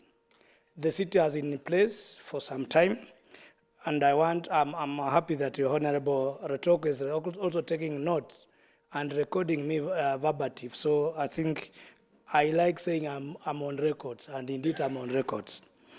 Mr. Speaker, the city that we have, the Nakuru city, have had the wards within the city, and they are known to by themselves. As it is, Mr. Speaker, I want to confirm here that there is a proposal of in the strategic urban development plan, which is intended to incorporate some other areas neighboring the city that they can also benefit from the money from the World Bank.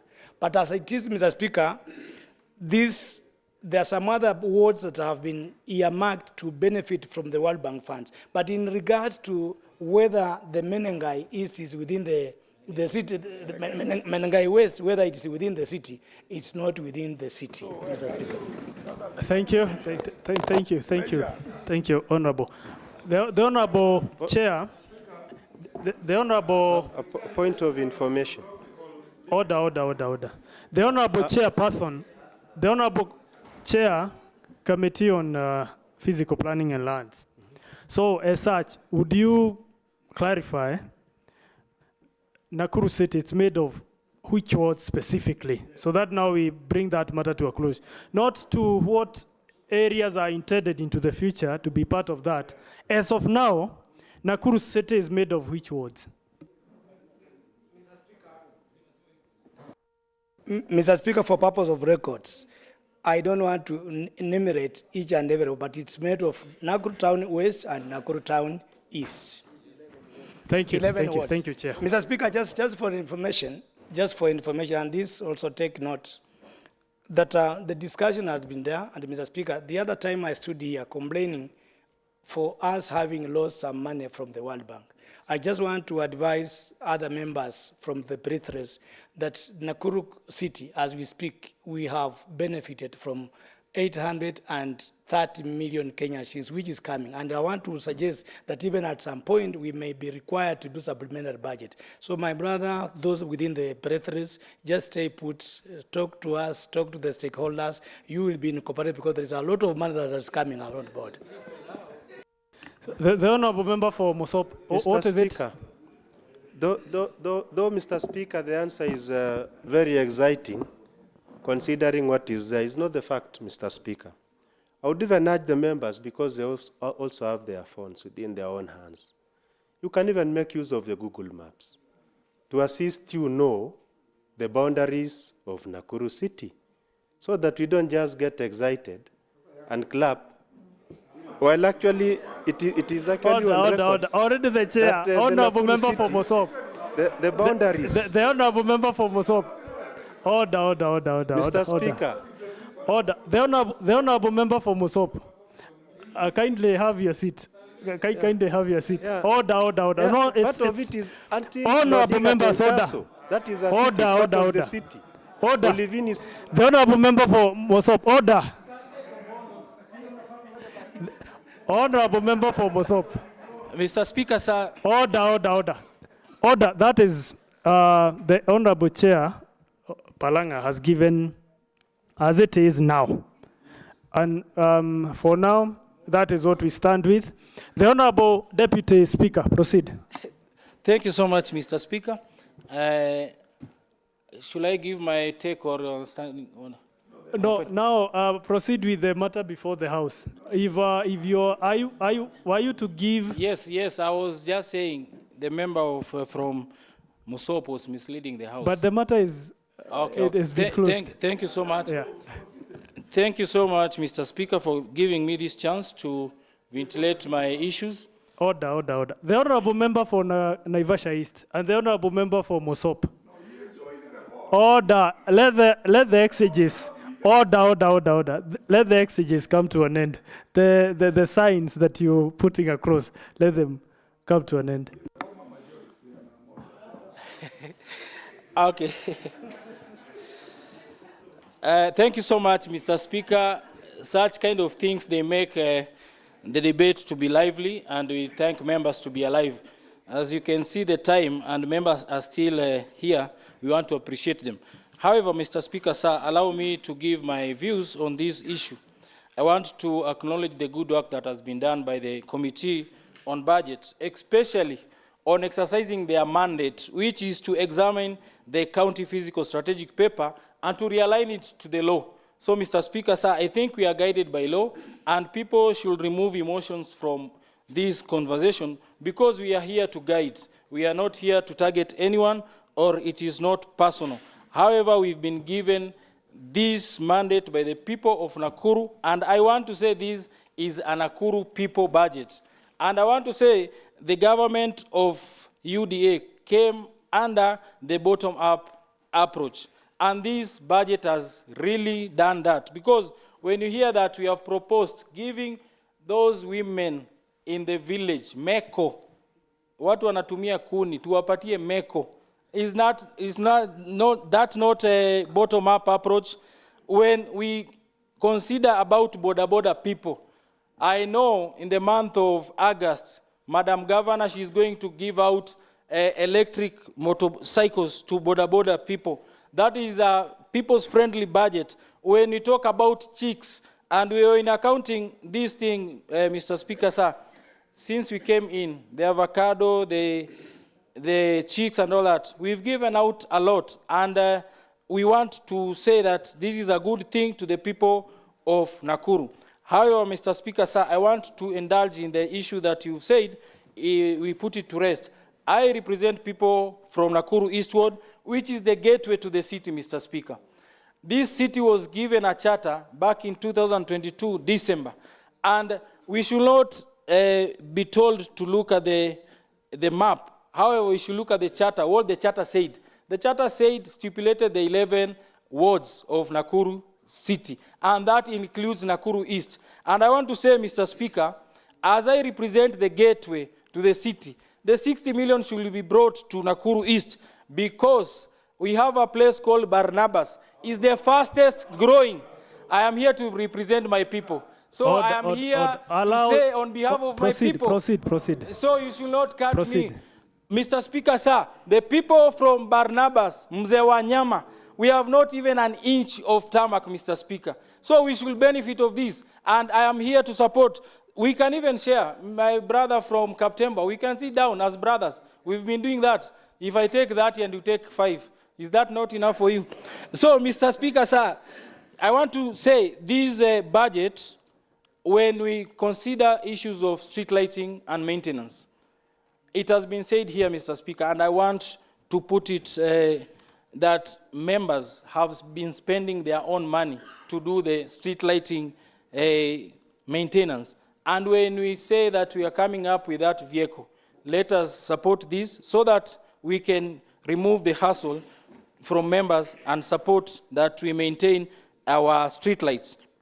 Mr. Speaker, sir, one thing that has come out clearly with this budget, for the first time, there is a department that we've been saying, let it be funded, the ICT. And if you can look at this budget, Mr. Speaker, sir, they have proposed even the cloud thing. We have come up with polytechnics and the thing. Let us put the ICT equipment to this polytechnic so that we can empower. This is one of the issues that we can empower our youth, Mr. Speaker. When we say about 15 million be put aside to rehabilitate markets, I have a market in free area.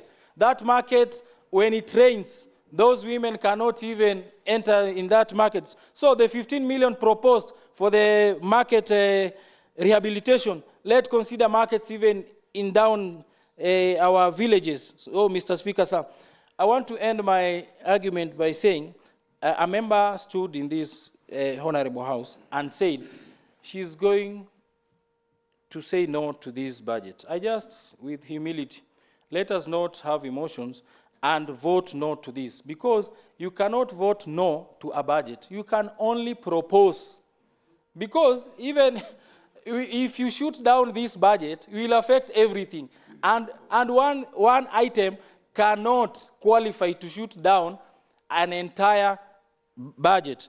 When she said that this is not a farmer-friendly budget, Mr. Speaker, sir, I want to bring to attention, it is your rights, we respect your rights, but it's also our right to address the you, chair. Address the chair. Through the chair, Mr. Speaker, with all humility.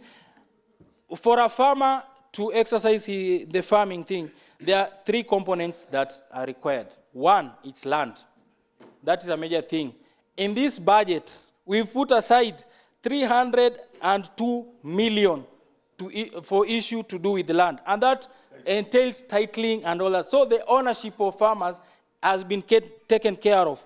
The issue of water, this budget has proposed 837 million to do with what? That's another component of farming. And the last one, it's agriculture, the seeds, the chicks and all that, a whooping 860.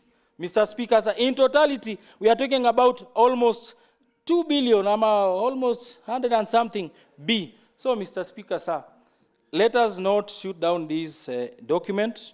We all depend on this, and we are here to represent our people. Mr. Speaker, sir, to mention the water issue, the flocker. The flocker has 188 million. And I want to stand here to support this budget because I am one of beneficiary. In my place in Mzewanyama, the last financial year, we benefited with 10 million worth of pipes. And if this continues, we are going to put away the issue of water, and our women and our families will have to get their waters. So, Mr. Speaker, sir, with those few remarks and considering the time, I want to register that as I support this document. Thank you, Mr. Speaker. The Honourable Member for Rhoda, the Honourable Member for Turi. Order. The Honourable... Order. The Honourable Member for Rhoda and the Honourable Member for Turi. Have your seat, the Honourable Member for Asante Mheshimiwa Mai. Spika. Nashukuru kwa sababu ya kunipatia nafasi hii Mheshimiwa Spika. Kwanza nikikumbusha wapendwa wenzangu ambao wamechaguliwa mahali hapa, jinsi kila siku tunavyokuja hapa katika nyumba hii Mheshimiwa Spika kuomba. Maombi ambayo tunayoanza nayo inasema ya kwamba Mwenyezi Mungu ambaye kwa hekima, ni hekima ya Mungu ya kuchagua nyadhifa ya sisi sote ambao tumechaguliwa mahali hapa Mheshimiwa Spika. Sababu ya mimi kuanza na jambo hilo Mheshimiwa Spika ni ya kwamba katika paragraph inayofuata inasema ya kwamba tuteremshie baraka zako. Mheshimiwa Spika, hapa hatuko hapa kwa sababu ya kibali chochote. Ni Mungu kwa hekima yake aliona kuwe na Wamariamu, kuwe na Paranga, kuwe na Mosop ambaye ni majority leader ambaye aliyekuweko, kuwe na mtu fulani, kuwe na Selem. Watu kama wale wote Mheshimiwa Spika tumeunganishwa hapa kwa sababu ya jambo moja, kwa hekima ya Mungu. Na hiyo hekima ilituchagua katika njia tofauti ya kila mmoja wetu, hatujui kule tulikotoka. Waidha umesoma sana, haujasoma sana, sisi sote tumeletwa katika nyumba hii Mheshimiwa Spika. Na sababu ile inafanya niseme hivyo ni kwa sababu kuna mgawanyiko na mambo mengi ambayo yametukia hapa, lakini tukumbuke tuko na majukumu matatu kama waheshimiwa ambao wamechaguliwa. Na jukumu la kwanza ni kutunga sheria. Tumepewa hiyo adhfa ya kutunga sheria na ziruhusiwe hapa duniani na hata mbinguni. Jambo la pili tumepewa ni kuwakilisha Mheshimiwa Spika. Kwa hivyo mtu yoyote ambaye yuko hapa na awakilishi watu wake, then ako hapa kwa bahati mbaya. Na hiyo ndio sababu maombi yetu inasema ya kwamba tuteremshie baraka zako. Mambo ni mawili, aidha tuteremshiwe laana yake ama tuteremshiwe baraka yake, Mheshimiwa Spika. Na nataka kusema hivyo kwa sababu mara nyingi tunapotoshwa. Mambo mengi yamezungumzwa hapa, mara kutembea asubuhi, mara kufanya nini. Hiyo yote tunairuhusu, lakini kuna jambo ambalo ni la tatu sisi ambalo tumepewa na katiba na Mungu ameturuhusu, ni kufanya kitu kinaitwa uwakilishi ama oversight. Oversight. Na tunaweza kuangalia sasa budget yetu ni ya shilingi bilioni 22 milioni 852. Hizo zingine tutaangalia hapo baadaye, Mr. Speaker. Kile ninataka kusema, kati ya hiyo pesa yote, Mr. Speaker, imewekwa mikononi mwa hao wapendwa. Na kama sisi wenyewe, budget and appropriation inamaanisha ya kwamba bajeti na kuweka pesa vinavyofaa. Hiyo ndio majukumu tukiongozwa na chairman wetu wa budget tumepatiwa. Na kama tumekuwa vipofu kwa miaka 4 ambayo imepita, Mungu tunaomba usituteremshie laana, tuteremshie baraka zako, maana tumefunguka macho. Mara ya kwanza sana, Mheshimiwa Spika, mimi kuona ya kwamba wapendwa wakizungumza wakiwa kitu tunaitaga soba. Siwastui Mheshimiwa, naomba kulindwa na wewe Mheshimiwa Spika, ya kwamba Mheshimiwa Spika, hatuna vita na mtu. Hiyo ndio kitu ile tunafaa kujua. Tuko katika majukumu yetu ambao tunastahili kuyafanya, ili neno hili ambalo Mheshimiwa Spika tumewekewa hapa, Mwenyezi Mungu tuteremshie baraka zako. Kwa sababu kuko na watu zaidi ya milioni 2 nje ya hili lango ambalo wanatugoja. Tuliletwa hapa tusiwe wapumbavu, bali tuwe watu wenye hekima na maarifa itokayo kwa Mungu. Na kwa sababu hiyo Mheshimiwa Spika, budget aidha tuite ni ya wananchi, tuite ni ya members, tuliitwa hapa kwa hekima ya Mungu kuwakilisha wananchi wa Nakuru County. Nataka kupeana mfano mzuri. Nimesimama hapa Mheshimiwa Spika, mimi nilikuwa kwa hapo 2013 2017, jina langu liko hapo katika jengo hilo, na ninashukuru sana maana tulijenga jengo ambalo linaitwa ugatuzi, si ugatuzo, sorry. Karibu ni, unajua mwenzangu ugatuzo tumezoeana. Ugatuzi. Mheshimiwa Spika, wakati tulikuweko katika County Assembly ya kwanza, tulikuwa tunakaa kwa hema huko nje. Ninaweza kuwatolea picha hizo. Tulikuwa nje ya hema wakati kunafanyiwa marekebisho. Mzee wetu wa miaka ako hapa, Mheshimiwa Paranga anakumbuka tulikaa nje ya hema tukifanya mambo yetu kama wabunge, na tulikuwa aibu kwa sababu tulikuwa tunaulizwa na wale ambao walikuweko, hamuwezi kujenga. Mimi kila wakati ninapozungumza na Mheshimiwa Heze huwa anazungumza maneno haya. Mzee wa miaka anaitwa Heze, walijenga nyumba hiyo ambayo tunaita committee room, na hata imezeeka, hata sisi imetuzeeka kutuliko hiyo nyumba. Odd chamber ilijengwa na watu. Nyumba hii ambayo tuko ilijengwa na ukiwa budget chairman. Tumpigie Mheshimiwa Speaker makofi. Order. Na withdraw hiyo, Mr. Speaker. Proceed. Finish up. Mheshimiwa Speaker, nataka kusema hivi. Mheshimiwa Speaker, nataka kusema hivi. Hakuna mahali popote unapoenda. Nitaka kupeana mfano wangu saa hizi. Niko na polytechnic ambayo nilianza 2013. Na ilikuwa aibu sana maana wakati nilipopelekwa nyumbani na watu ya Ronda, na ninawashukuru, waliniimbia wimbo mwingine hapo, Go Drying, nitakueleza kwa Kikuyu vile inasema. Mheshimiwa Speaker, niliacha hilo jengo vile nililoliacha miaka 5, nilikuta liko vile, hakuna kitu kiliendelea na hakuna maendeleo iliendelea. Lakini nasimama hapa hata nisipopata nafasi nyingine. Nashukuru niko na soko nimetoka nayo, nashukuru niko na polytechnic niko nayo, na nimetoka pia tumeshirikiana na watu ya Ronda tumejenga hospitali. Nataka kusema nini? Tumepewa idhini sisi na Mungu na watu wa Nakuru kuweka bajeti jinsi inavyofaa. Maana inapoletwa hapa kwetu tumepewa sheria sisi inayotuweka na kutuzingatia. Tuko na idara, kila mmoja wetu hapa ako na idara 5. Kuna yule ako na idara ya trade, kuna yule ako na idara ya labor. Je, sasa tukishapitisha bilioni 22,800, je, tuko na uhakika tutateremshiwa baraka kwa hii nyumba, Mr. Speaker, ya kuona hizo bilioni hata unajua kulikuwa mpaka na ghost workers wakati ule tulikuwa tunaingia katika bunge hili. Je, wale ambao wako katika idara ya labor watahakikisha wafanyikazi hiyo pesa imepeanwa? Tuko tuna pesa ile inayobaki, Mheshimiwa Speaker, ni bilioni 7 za development. Ni nini itafanyika? Na Mheshimiwa Speaker, tuache hii mambo ambayo tumekuwa nayo Mheshimiwa Speaker ya kufanya mambo kiolela olela. Hii mambo inahusu mpaka mambo ya binguni, na sihubiri Mheshimiwa Speaker, na sitishi mtu yoyote Mheshimiwa Speaker. Finish up. Lakini nataka kumalizia kwa kusema hivi Mheshimiwa Speaker. Watu kama PWD tuko hapa, watu ambao walio na ulemavu, hawana watu wa kuwasaidia, hawana watu wa kuwalilia. Kama tunaweza kuangusha budget kama hii, ya kwamba ile ambayo tukiongozwa na chair wa budget and appropriation ama chair wa bajeti na mgao unaofaa atuangushe kwa sababu ya mambo kama hiyo, then sisi ni watu wa kuhurumiwa. Afadhali tungelikaa nyumbani kama vile nilikaa nyumbani miaka 5. Lakini ashukuriwe Mungu. Order. Finish up Mheshimiwa. Namaliza Mheshimiwa Speaker kwa kusema hivi. Your 1 minute. Sio mbaya pia tukiwa kama waheshimiwa ambao wako hapa Mheshimiwa Speaker, jina langu liko hapa katika 2013 na Chonjo na wengine walio hapa wako katika quorum ya kwanza. Quorum ya pili siko Mheshimiwa Speaker.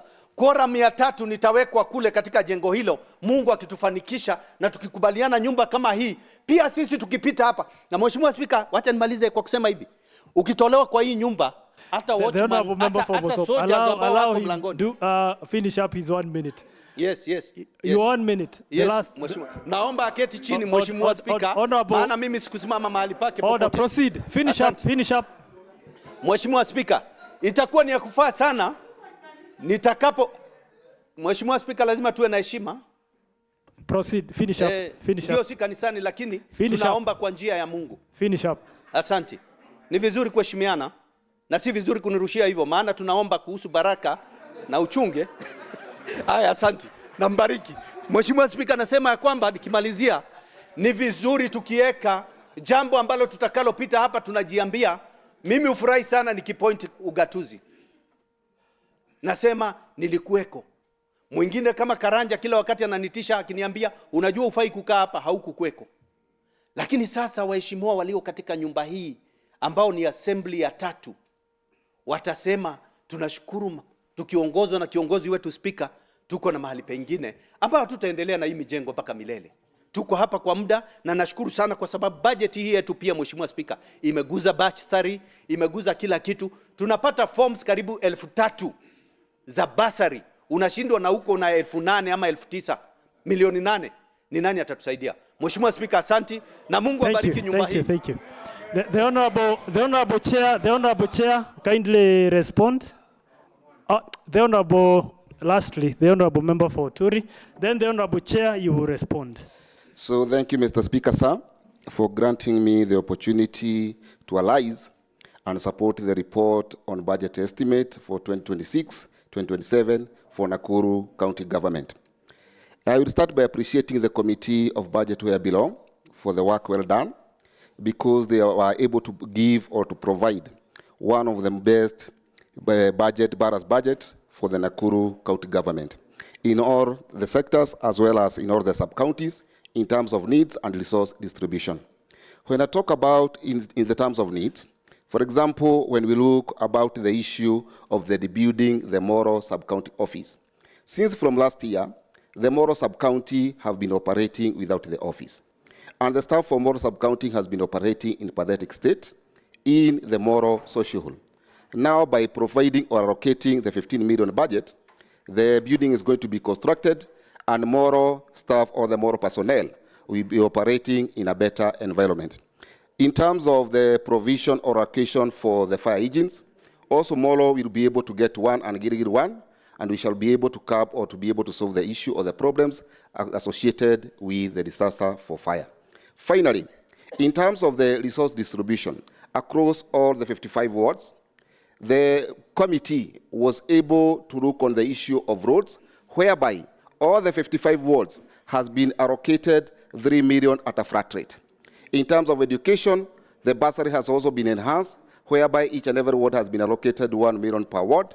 Also, in terms of the employment of the ECD teachers, each ward has also been given 2 teachers, and also in terms of the enforcement, the 2 enforcement officer per ward. The County Assembly of Nakuru has done its part by passing the budget, and now the main task lies on the Department of Infrastructure and Finance. The Department of Infrastructure in terms of coming up with the BQ, and the finance on the procurement issue. Otherwise, I do support. Thank you. The Honorable Chair, budget kindly respond. Order. Allow the chair to respond, so that allow the chair to respond. The honorable member for London, you get a chance when we do the second reading. Thank you. Thank you. And also the honorable member for Mosop, you get a chance when we'll be doing the second reading. Thank you very much, Mr. Speaker. Mr. Speaker, I want to salute the entire House. When you see the people of Nakuru watching this very, very interestingly, I've looked at the numbers online, and for the first time we are having a major follow-up of this budget online, and I must appreciate each and every person that is following this, because we are endeavored to serve the people of Nakuru. And Mr. Speaker, I am touched by the comments from members, because this is one budget that members have gone through. And Mr. Speaker, when I start from part of the county treasury, because that is where I got much questions from Honorable Lagat from Mosop, I want to clarify that I've also got communication from the Department of Budget within the Assembly that their salaries was even in excess of what they have within the staff within their department. Mr. Speaker, there is a project in Menengai which goes away from the city, and that one will have to be retained back to the city. Mr. Speaker, that one must be noted. Mr. Speaker, members have also asked this, that we do, instead of doing the Imarisha, we go contractual. That is a factor that we shall consider when you're doing our second reading. Mr. Speaker, there is a point that Mheshimiwa Nene rose on, that we are reducing here and there and there. Let me inform members of this House, and more so Mheshimiwa from Elementaita, that we have allocated all those hospital money from the time that we came to this Bunge to this date. In fact, Mr. Speaker, if you give an example of the county treasury building, we have given it money each and every financial year. At the moment, we are at 1.3 billion Kenyan shillings. Still, the building is not complete, so we are in our right state shifting what we have. Mr. Speaker, Honorable from Maera has also touched on the ECD, where she's quoted on, we don't just give the flower to the kids, we also must look for modalities. So that one must be checked into, and I think that one will be taken care of in the second reading. Mheshimiwa Speaker, I would just beg the House that they also consider, when you're doing our second reading, the issue to do with the Sorai water project, because Mheshimiwa Morogo has really talked about it, but as the chair can only be held by the House at one point when we come to the vehement of the votes. So that one, Mheshimiwa Speaker, I want to state that this is the best and the most friendly budget.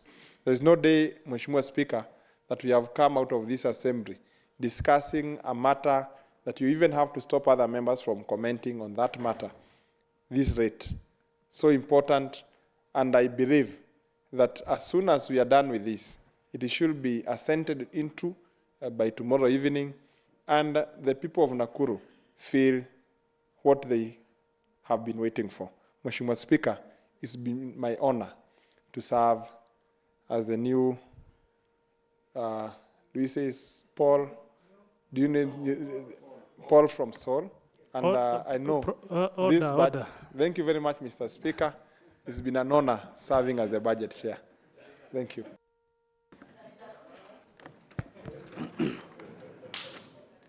Honorable members, I will now proceed to put it to question. That is, the motion. I will put the motion into question. And the question is that pursuant to the provisions of Standing Order 210, subsection 6, this House adopts the report of the Select Committee on Budget and Appropriations on the budget estimates for the financial year 2026-2027, laid on the table of the Assembly today during the morning sitting. As many who are of that opinion say aye. Aye. As many who are of contrary opinion say nay. Nay. The ayes have it.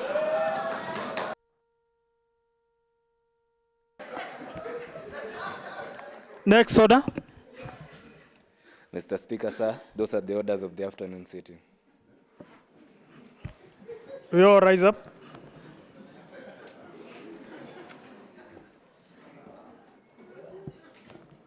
Honorable members, this House is adjourned to tomorrow, Wednesday, at 9:30 a.m. Thank you.